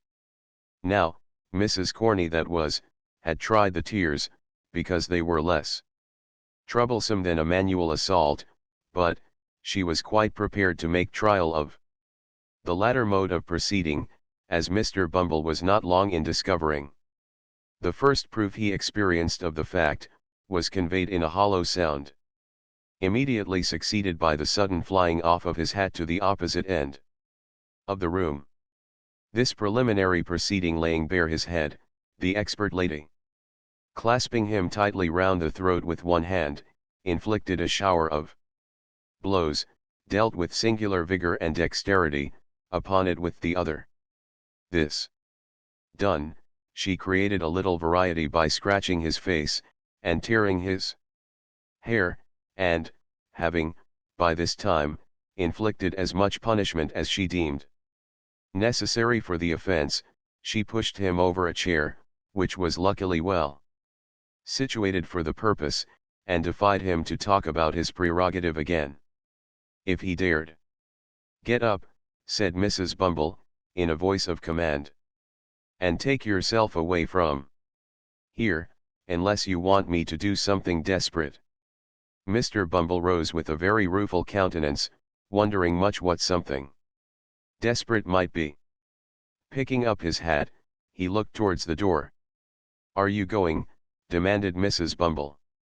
"Certainly, my dear, certainly," rejoined Mr. Bumble, making a quicker motion towards the door. "I didn't intend to. I'm going, my dear. You are so very violent, that really I—" At this instant, Mrs. Bumble stepped hastily forward to replace the carpet, which had been kicked up in the scuffle. Mr. Bumble immediately darted out of the room, without bestowing another thought on his unfinished sentence, leaving the late Mrs. Corney in full possession of the field. Mr. Bumble was fairly taken by surprise, and fairly beaten. He had a decided propensity for bullying, derived no inconsiderable pleasure from the exercise of petty cruelty, and, consequently, was, it is needless to say, a coward. This is by no means a disparagement to his character, for many official personages, who are held in high respect and admiration, are the victims of similar infirmities. The remark is made, indeed, rather in his favor than otherwise, and with a view of impressing the reader with a just sense of his qualifications for office. But, the measure of his degradation was not yet full. After making a tour of the house, and thinking, for the first time, that the poor laws really were too hard on people, and that men who ran away from their wives, leaving them chargeable to the parish, ought, in justice, to be visited with no punishment at all, but rather rewarded as meritorious individuals who had suffered much, Mr. Bumble came to a room where some of the female paupers were usually employed in washing the parish linen, when the sound of voices in conversation, now proceeded. "Hem," said Mr. Bumble, summoning up all his native dignity. "These women at least shall continue to respect the prerogative. Hullo! Hullo there! What do you mean by this noise, you hussies?" With these words, Mr. Bumble opened the door, and walked in with a very fierce and angry manner, which was at once exchanged for a most humiliated and cowering air, as his eyes unexpectedly rested on the form of his lady wife. "My dear," said Mr. Bumble, "I didn't know you were here." "Didn't know I was here," repeated Mrs. Bumble. "What do you do here? I thought they were talking rather too much to be doing their work properly." "My dear," replied Mr. Bumble, glancing distractedly at a couple of old women at the wash-tub, who were comparing notes of admiration at the workhouse master's humility. "You thought they were talking too much," said Mrs. Bumble. "What business is it of yours?" "Why, my dear," urged Mr. Bumble submissively, "what business is it of yours, demanded Mrs. Bumble, again. It's very true, your matron here, my dear, submitted Mr. Bumble, but I thought you mightn't be in the way just then. I'll tell you what, Mr. Bumble, returned his lady. We don't want any of your interference. You're a great deal too fond of poking your nose into things that don't concern you, making everybody in the house laugh, the moment your back is turned, and making yourself look like a fool every hour in the day. Be off. Come. Mr. Bumble, seeing with excruciating feelings, the delight of the two old paupers, who were tittering together most rapturously, hesitated for an instant. Mrs. Bumble, whose patience brooked no delay, caught up a bowl of soap suds, and motioning him towards the door, ordered him instantly to depart, on pain of receiving the contents upon his portly person. What could Mr. Bumble do? He looked dejectedly round, and slunk away, and, as he reached the door, the titterings of the paupers broke into a shrill chuckle of irrepressible delight. It wanted but this. He was degraded in their eyes, he had lost caste and station before the very paupers, he had fallen from all the height and pomp of beadleship, to the lowest depth of the most snubbed henpeckery. All in 2 months, said Mr. Bumble, filled with dismal thoughts. 2 months. No more than 2 months ago, I was not only my own master, but everybody else's, so far as the parochial workhouse was concerned, and now it was too much. Mr. Bumble boxed the ears of the boy who opened the gate for him, for he had reached the portal in his reverie, and walked, distractedly, into the street. He walked up one street, and down another, until exercise had abated the first passion of his grief, and then the revulsion of feeling made him thirsty. He passed a great many public houses, but, at length paused before one in a byway, whose parlour, as he gathered from a hasty peep over the blinds, was deserted, save by one solitary customer. It began to rain, heavily, at the moment. This determined him. Mr. Bumble stepped in, and ordering something to drink, as he passed the bar, entered the apartment into which he had looked from the street. The man who was seated there, was tall and dark, and wore a large cloak. He had the air of a stranger, and seemed, by a certain haggardness in his look, as well as by the dusty soils on his dress, to have travelled some distance. He eyed Bumble askance, as he entered, but scarcely deigned to nod his head in acknowledgment of his salutation. Mr. Bumble had quite dignity enough for two, supposing even that the stranger had been more familiar, so he drank his gin and water in silence, and read the paper with great show of pomp and circumstance. It so happened, however, as it will happen very often, when men fall into company under such circumstances, that Mr. Bumble felt, every now and then, a powerful inducement, which he could not resist, to steal a look at the stranger, and that whenever he did so, he withdrew his eyes, in some confusion, to find that the stranger was at that moment stealing a look at him. Mr.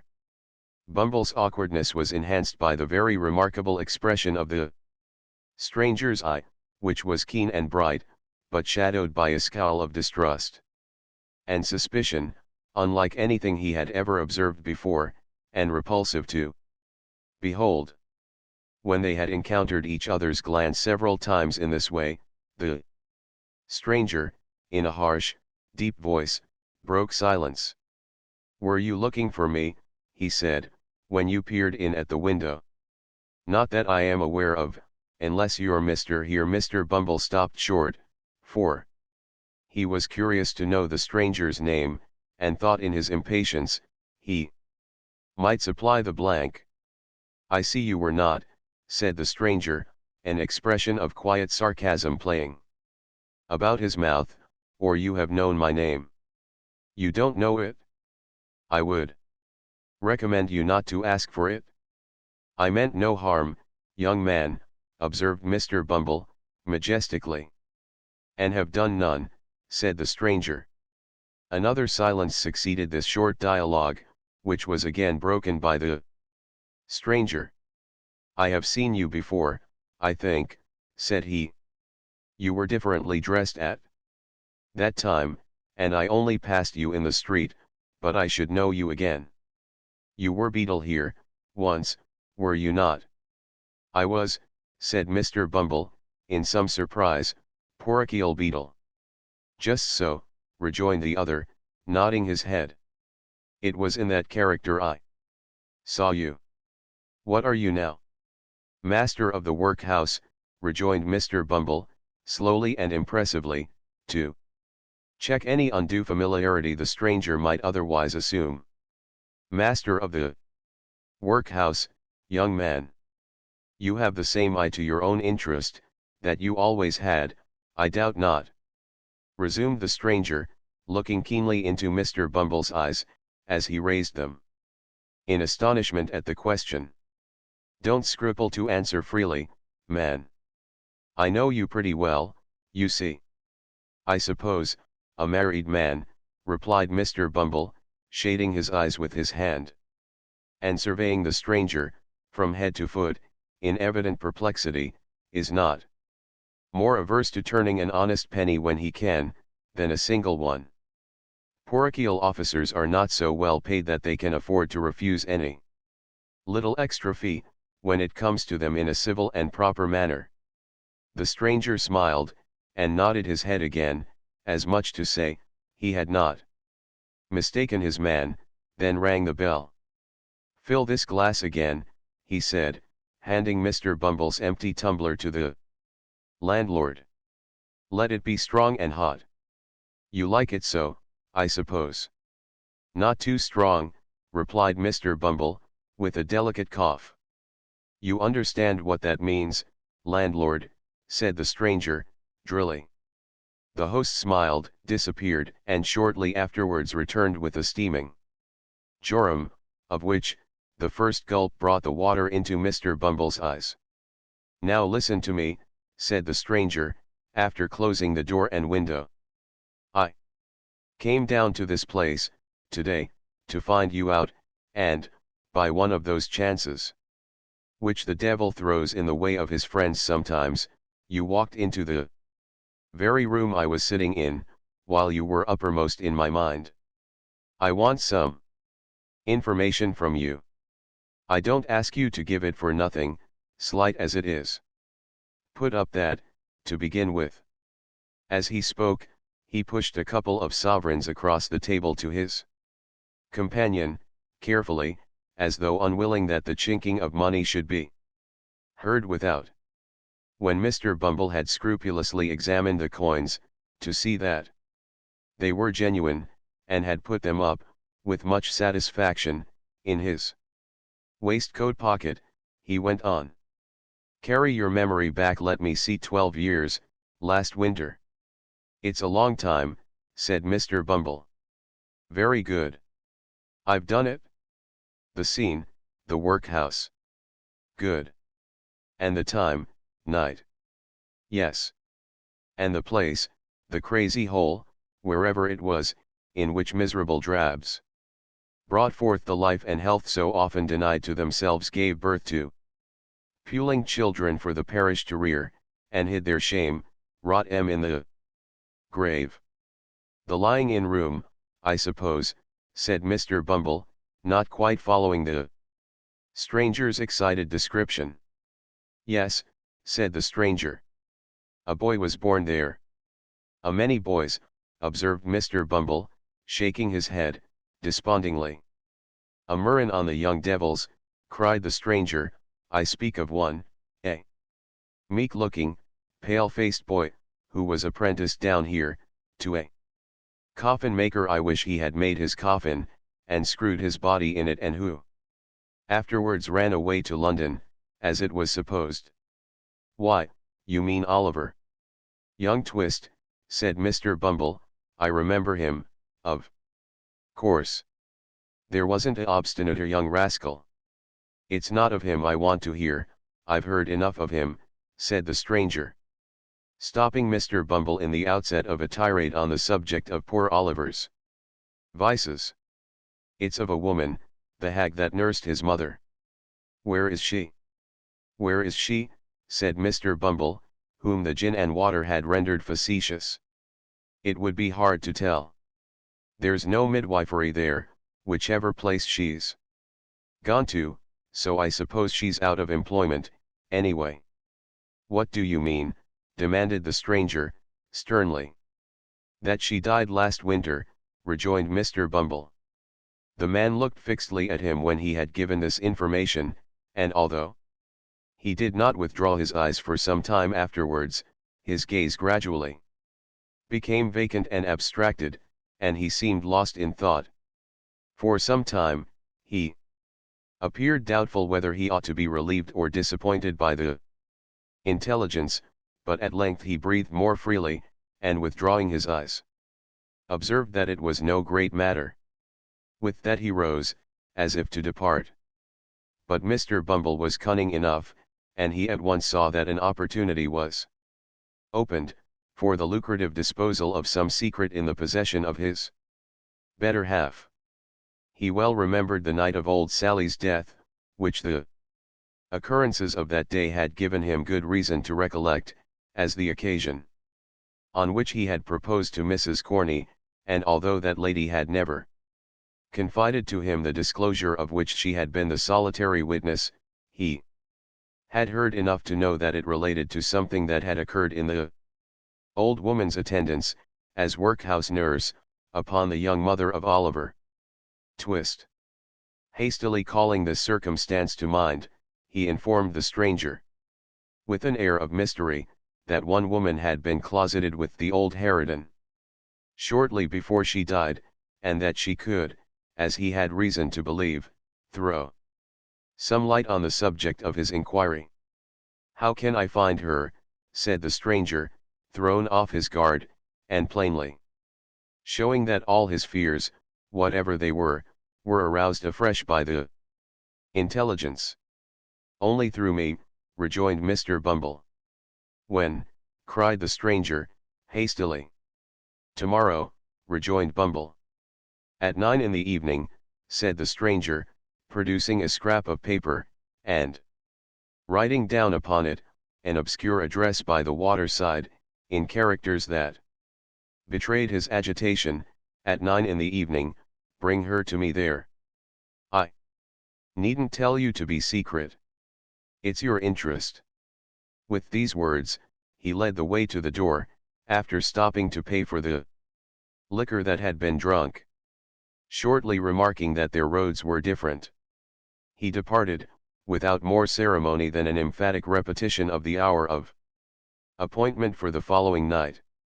On glancing at the address, the parochial functionary observed that it contained no name. The stranger had not gone far, so he made after him to ask it. What do you want? Cried the man, turning quickly round, as Bumble touched him on the arm. Following me. Only to ask a question, said the other, pointing to the scrap of paper. What name am I to ask for? Monks, rejoined the man, and strode hastily away. Chapter 38. Containing an account of what passed between Mr. and Mrs. Bumble, and Mr. Monks, at their nocturnal interview. It was a dull, close, overcast summer evening. The clouds, which had been threatening all day, spread out in a dense and sluggish mass of vapor, already yielded large drops of rain, and seemed to presage a violent thunderstorm. When Mr. and Mrs. Bumble, turning out of the main street of the town, directed their course towards a scattered little colony of ruinous houses, distant from it some mile and a half, or thereabouts, and erected on a low unwholesome swamp, bordering upon the river. They were both wrapped in old and shabby outer garments, which might, perhaps, serve the double purpose of protecting their persons from the rain, and sheltering them from observation.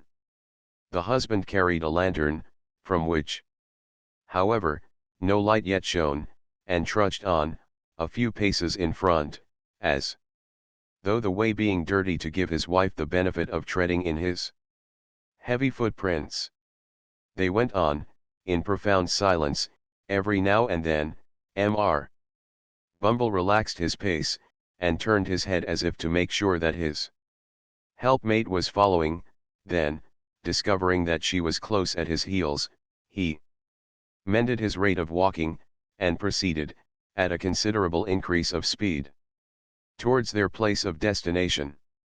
This was far from being a place of doubtful character, for it had long been known as the residence of none but low ruffians, who, under various pretenses of living by their labor, subsisted chiefly on plunder and crime. It was a collection of mere hovels, some, hastily built with loose bricks, others, of old worm-eaten ship timber, jumbled together without any attempt at order or arrangement, and planted, for the most part, within a few feet of the river's bank. A few leaky boats drawn up on the mud, and made fast to the dwarf wall, which skirted it, and here and there an oar or coil of rope, appeared, at first, to indicate that the inhabitants of these miserable cottages pursued some avocation on the river, but a glance at the shattered and useless condition of the articles thus displayed, would have led a passer-by, without much difficulty, to the conjecture that they were disposed there, rather for the preservation of appearances, than with any view to their being actually employed. In the heart of this cluster of huts, and skirting the river, which its upper stories overhung, stood a large building, formerly used as a manufactory of some kind. It had, in its day, probably furnished employment to the inhabitants of the surrounding tenements. But it had long since gone to ruin.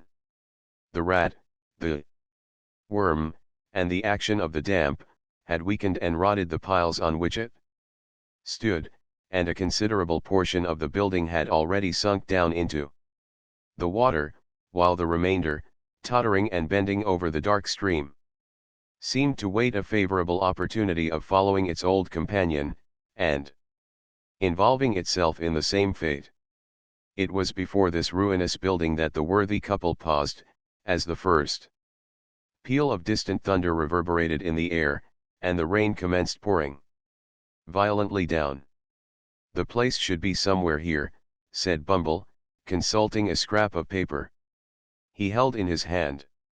"Hello there," cried a voice from above. Following the sound, Mr. Bumble raised his head and descried a man looking out of a door, breast high, on the second story. "Stand still, a minute," cried the voice, "I'll be with you directly." With which the head disappeared, and the door closed. "Is that the man?" asked Mr. Bumble's good lady. Mr. Bumble nodded in the affirmative. "Then, mind what I told you," said the matron, "and be careful to say as little as you can, or you'll betray us at once." Mr. Bumble, who had eyed the building with very rueful looks, was apparently about to express some doubts relative to the advisability of proceeding any further with the enterprise just then, when he was prevented by the appearance of Monks, who opened a small door, near which they stood, and beckoned them inwards. "Come in," he cried impatiently, stamping his foot upon the ground. "Don't keep me here." The woman, who had hesitated at first, walked boldly in, without any other invitation. Mr. Bumble, who was ashamed or afraid to lag behind, followed, obviously very ill at ease and with scarcely any of that remarkable dignity which was usually his chief characteristic. "What the devil made you stand lingering there, in the wet?" said Monks, turning round, and addressing Bumble, after he had bolted the door behind them. We were only cooling ourselves," stammered Bumble, looking apprehensively about him. Cooling yourselves, retorted Monks. Not all the rain that ever fell, or ever will fall, will put as much of hell's fire out, as a man can carry about with him. You won't cool yourself so easily, don't think it. With this agreeable speech, Monks turned short upon the matron, and bent his gaze upon her, till even she, who was not easily cowed, was fain to withdraw her eyes, and turn them towards the ground. This is the woman, is it? Demanded Monks. Hem. That is the woman, replied Mr. Bumble, mindful of his wife's caution. You think women never can keep secrets, I suppose, said the matron, interposing, and returning, as she spoke, the searching look of Monks. I know they will always keep one till it's found out, said Monks. And what may that be? Asked the matron. The loss of their own good name, replied Monks. So, by the same rule, if a woman's a party to a secret that might hang or transport her, I'm not afraid of her telling it to anybody, not I. Do you understand, mistress? No, rejoined the matron, slightly coloring as she spoke. Of course you don't, said Monks. How should you? Bestowing something halfway between a smile and a frown upon his two companions, and again beckoning them to follow him, the man hastened across the apartment, which was of considerable extent, but low in the roof. He was preparing to ascend a steep staircase, or rather ladder, leading to another floor of warehouses above, when a bright flash of lightning streamed down the aperture, and a peal of thunder followed, which shook the crazy building to its center. Hear it, he cried, shrinking back. Hear it? Rolling and crashing on as if it echoed through 1,000 caverns where the devils were hiding from it. I hate the sound. He remained silent for a few moments, and then, removing his hands suddenly from his face, showed, to the unspeakable discomposure of Mr. Bumble, that it was much distorted and discolored. These fits come over me, now and then, said Monks, observing his alarm, and thunder sometimes brings them on. Don't mind me now, it's all over for this once.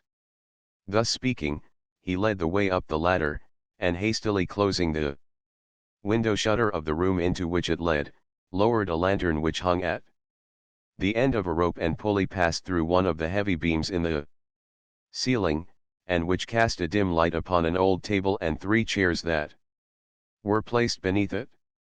Now, said Monks, when they had all 3 seated themselves, the sooner we come to our business, the better for all. The woman know what it is, does she? The question was addressed to Bumble, but his wife anticipated the reply, by intimating that she was perfectly acquainted with it.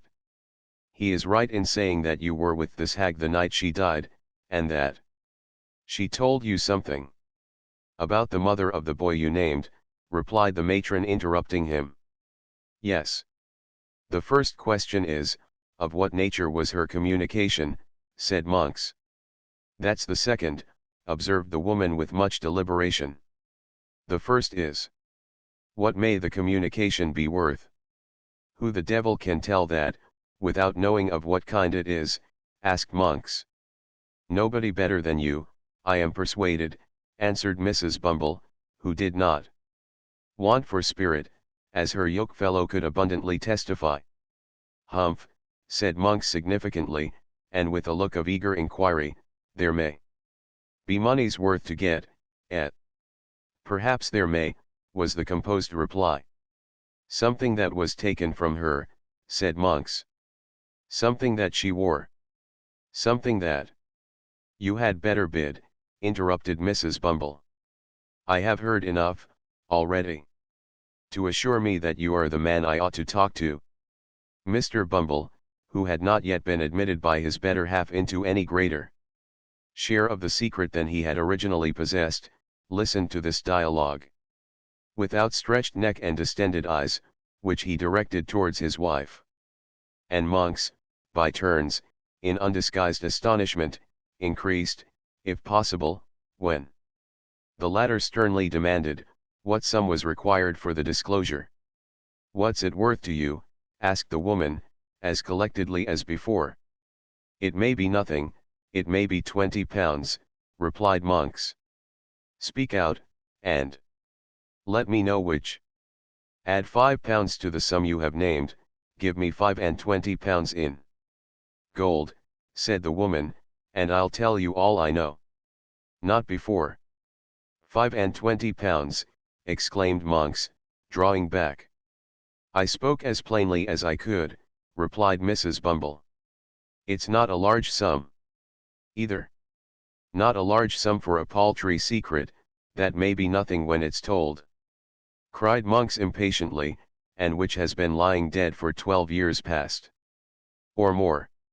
Such matters keep well, and, like good wine, often double their value in course of time," answered the matron, still preserving the resolute indifference she had assumed. "As to lying dead, there are those who will lie dead for 12,000 years to come, or 12,000,000, for anything you or I know, who will tell strange tales at last." "What if I pay it for nothing?" asked Monks, hesitating. "You can easily take it away again," replied the matron. "I am but a woman. Alone here, and unprotected."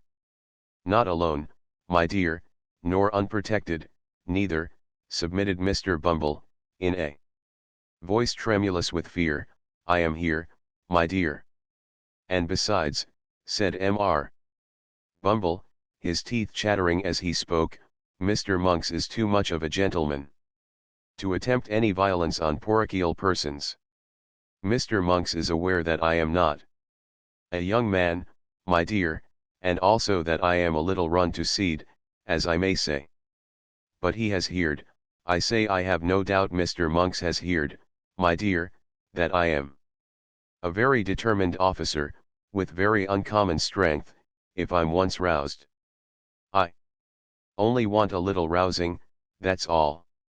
As Mr. Bumble spoke, he made a melancholy feint of grasping his lantern with fierce determination, and plainly showed, by the alarmed expression of every feature, that he did want a little rousing, and not a little, prior to making any very warlike demonstration, unless, indeed, against paupers, or other person or persons trained down for the purpose. "You are a fool," said Mrs. Bumble, in reply, "and had better hold your tongue. He had better have cut it out, before he came, if he can't speak in a lower tone," said Monks, grimly. "So he's your husband, eh?" "He my husband," tittered the matron, parrying the question. "I thought as much, when you came in," rejoined Monks, marking the angry glance which the lady darted at her spouse as she spoke. "So much the better, I have less hesitation in dealing with two people, when I find that there's only one will between them. I'm in earnest. See here." He thrust his hand into a side pocket, and producing a canvas bag, told out 25 sovereigns on the table, and pushed them over to the woman. "Now," he said, "gather them up, and when this cursed peal of thunder, which I feel is coming up to break over the housetop, is gone, let's hear your story." The thunder, which seemed in fact much nearer, and to shiver and break almost over their heads, having subsided, Monks, raising his face from the table, bent forward to listen to what the woman should say. The faces of the three nearly touched, as the two men leant over the small table in their eagerness to hear. And the woman also leaned forward to render her whisper audible.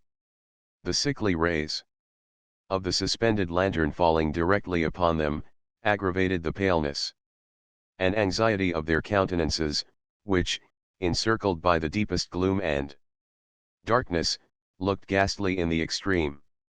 When this woman, that we called Old Sally, died, the matron began, she and I were alone.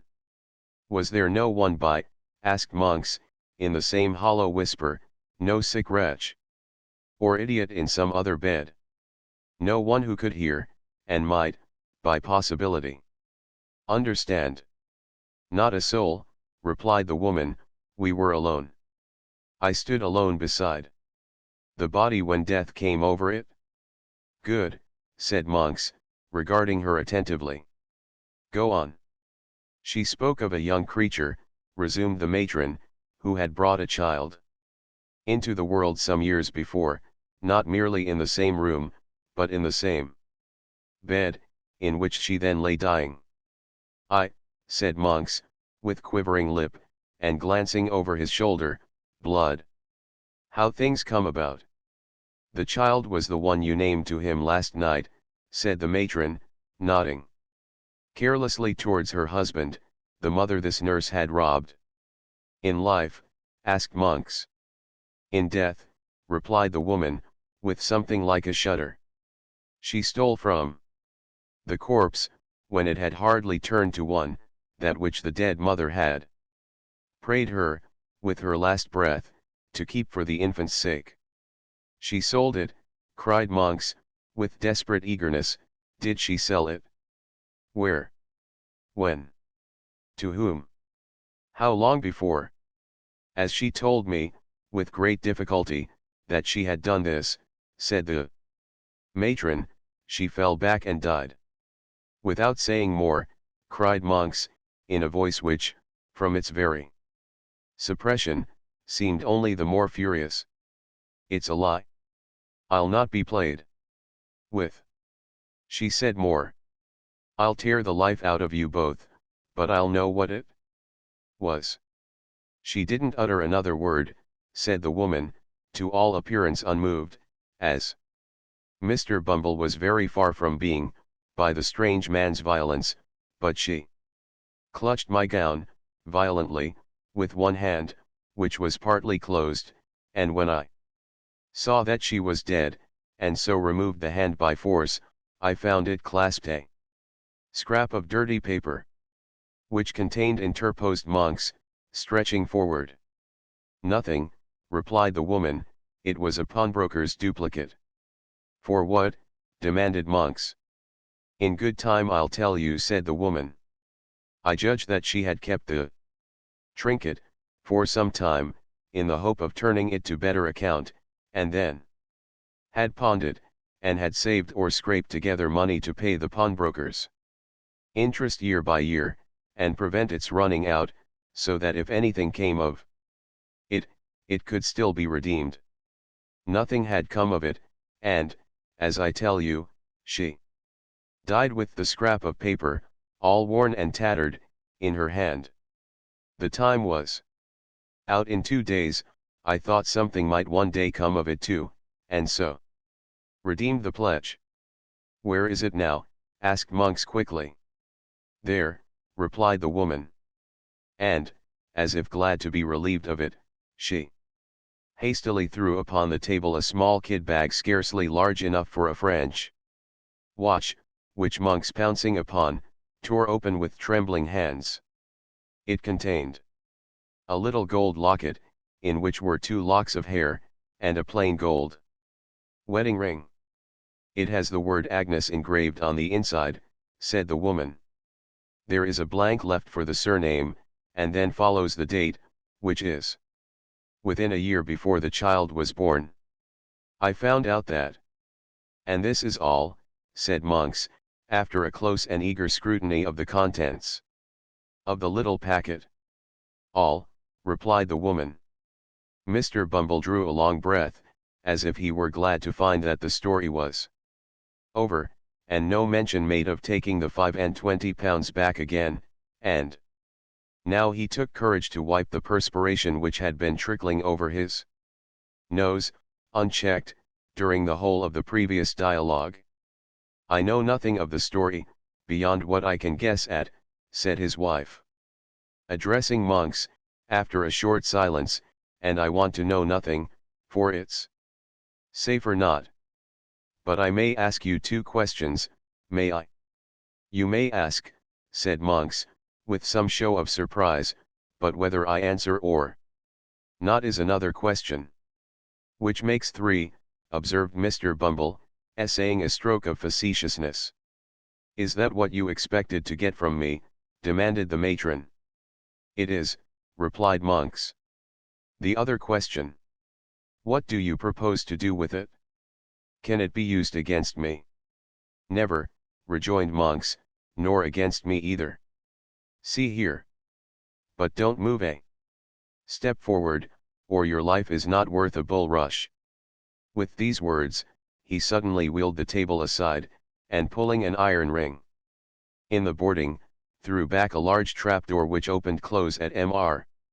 Bumble's feet, and caused that gentleman to retire several paces backward, with great precipitation. Look down, said Monks, lowering the lantern into the gulf. Don't fear me. I could have let you down, quietly enough, when you were seated over it, if that had been my game. Thus encouraged, the matron drew near to the brink, and even Mr. Bumble himself, impelled by curiosity, ventured to do the same. The turbid water, swollen by the heavy rain, was rushing rapidly on below, and all other sounds were lost in the noise of its plashing and eddying against the green and slimy piles. There had once been a water mill beneath, the tide foaming and chafing round a few rotten stakes, and fragments of machinery that yet remained seemed to dart onward, with a new impulse, when freed from the obstacles which had unavailingly attempted to stem its headlong course. If you flung a man's body down there, where would it be tomorrow morning? Said Monks, swinging the lantern to and fro in the dark well. 12 miles down the river, and cut to pieces besides, replied Bumble, recoiling at the thought. Monks drew the little packet from his breast, where he had hurriedly thrust it, and tying it to a leaden weight, which had formed a part of some pulley, and was lying on the floor, dropped it into the stream. It fell straight, and true as a die, clove the water with a scarcely audible splash, and was gone. The 3, looking into each other's faces, seemed to breathe more freely. There, said Monks, closing the trapdoor, which fell heavily back into its former position.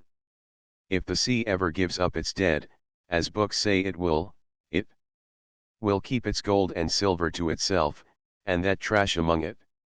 We have nothing more to say, and may break up our pleasant party. By all means, observed Mr. Bumble, with great alacrity. You'll keep a quiet tongue in your head, will you?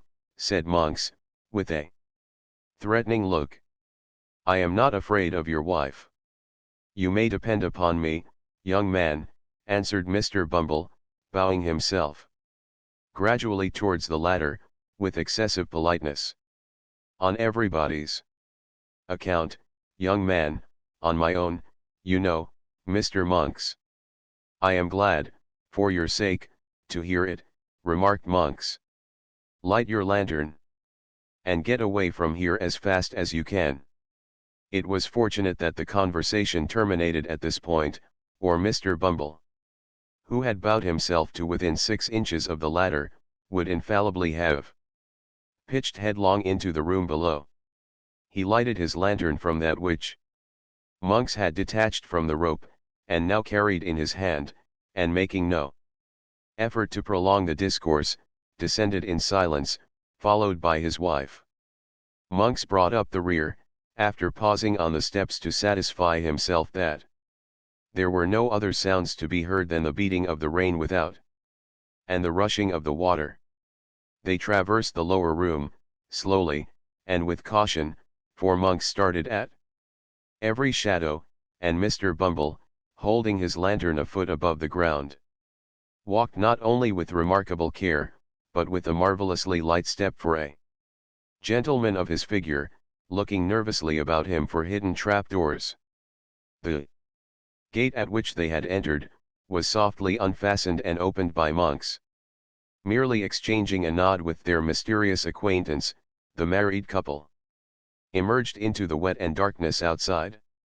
They were no sooner gone, than monks, who appeared to entertain an invincible repugnance to being left alone, called to a boy who had been hidden somewhere below. Bidding him go first, and bear the light, he returned to the chamber he had just quitted.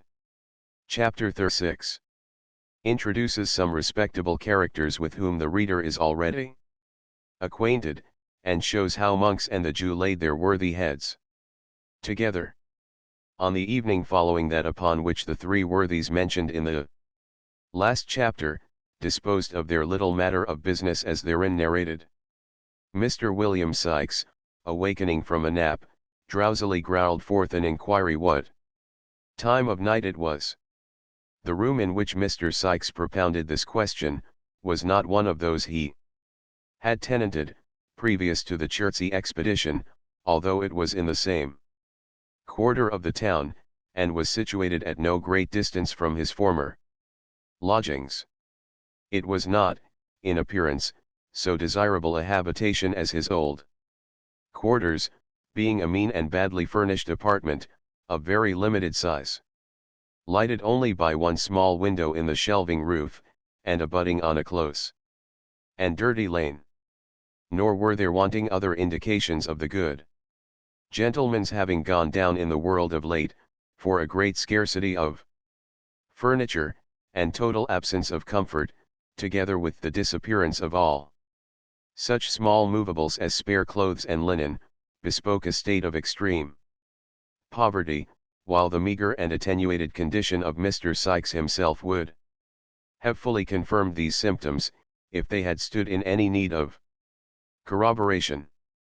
The housebreaker was lying on the bed, wrapped in his white greatcoat, by way of dressing gown, and displaying a set of features in no degree improved by the cadaverous hue of illness, and the addition of a soiled nightcap, and a stiff black beard of a week's growth.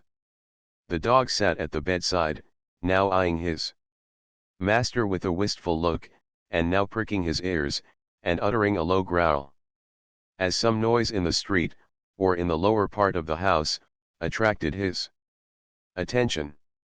Seated by the window, busily engaged in patching an old waistcoat, which formed a portion of the robber's ordinary dress, was a female, so pale and reduced with watching and privation, that there would have been considerable difficulty in recognizing her as the same Nancy who has already figured in this tale, but for the voice in which she replied to Mr. Sikes's question.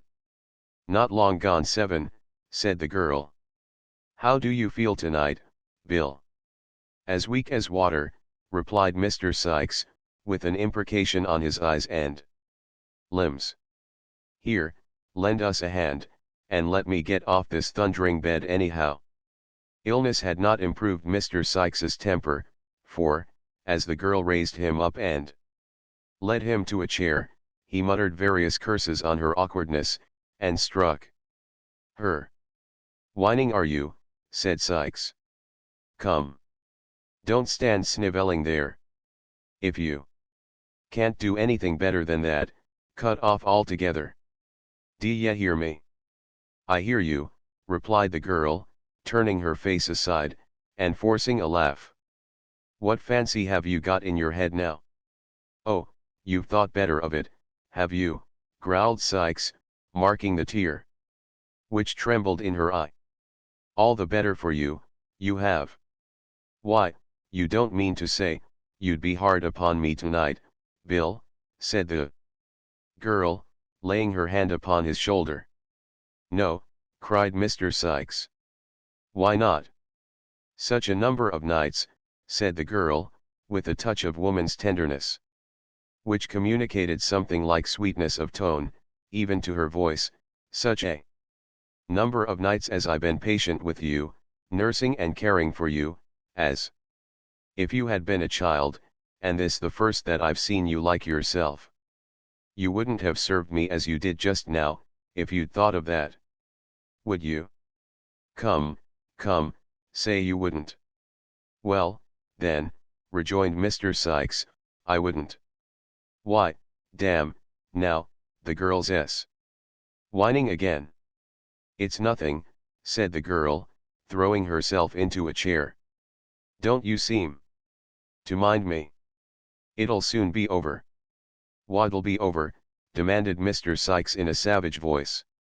What foolery are you up to, now, again? Get up and bustle about, and don't come over me with your woman's nonsense. At any other time, this remonstrance, and the tone in which it was delivered, would have had the desired effect, but the girl, being really weak and exhausted, dropped her head over the back of the chair, and fainted, before Mr. Sykes could get out a few of the appropriate oaths with which, on similar occasions, he was accustomed to garnish his threats.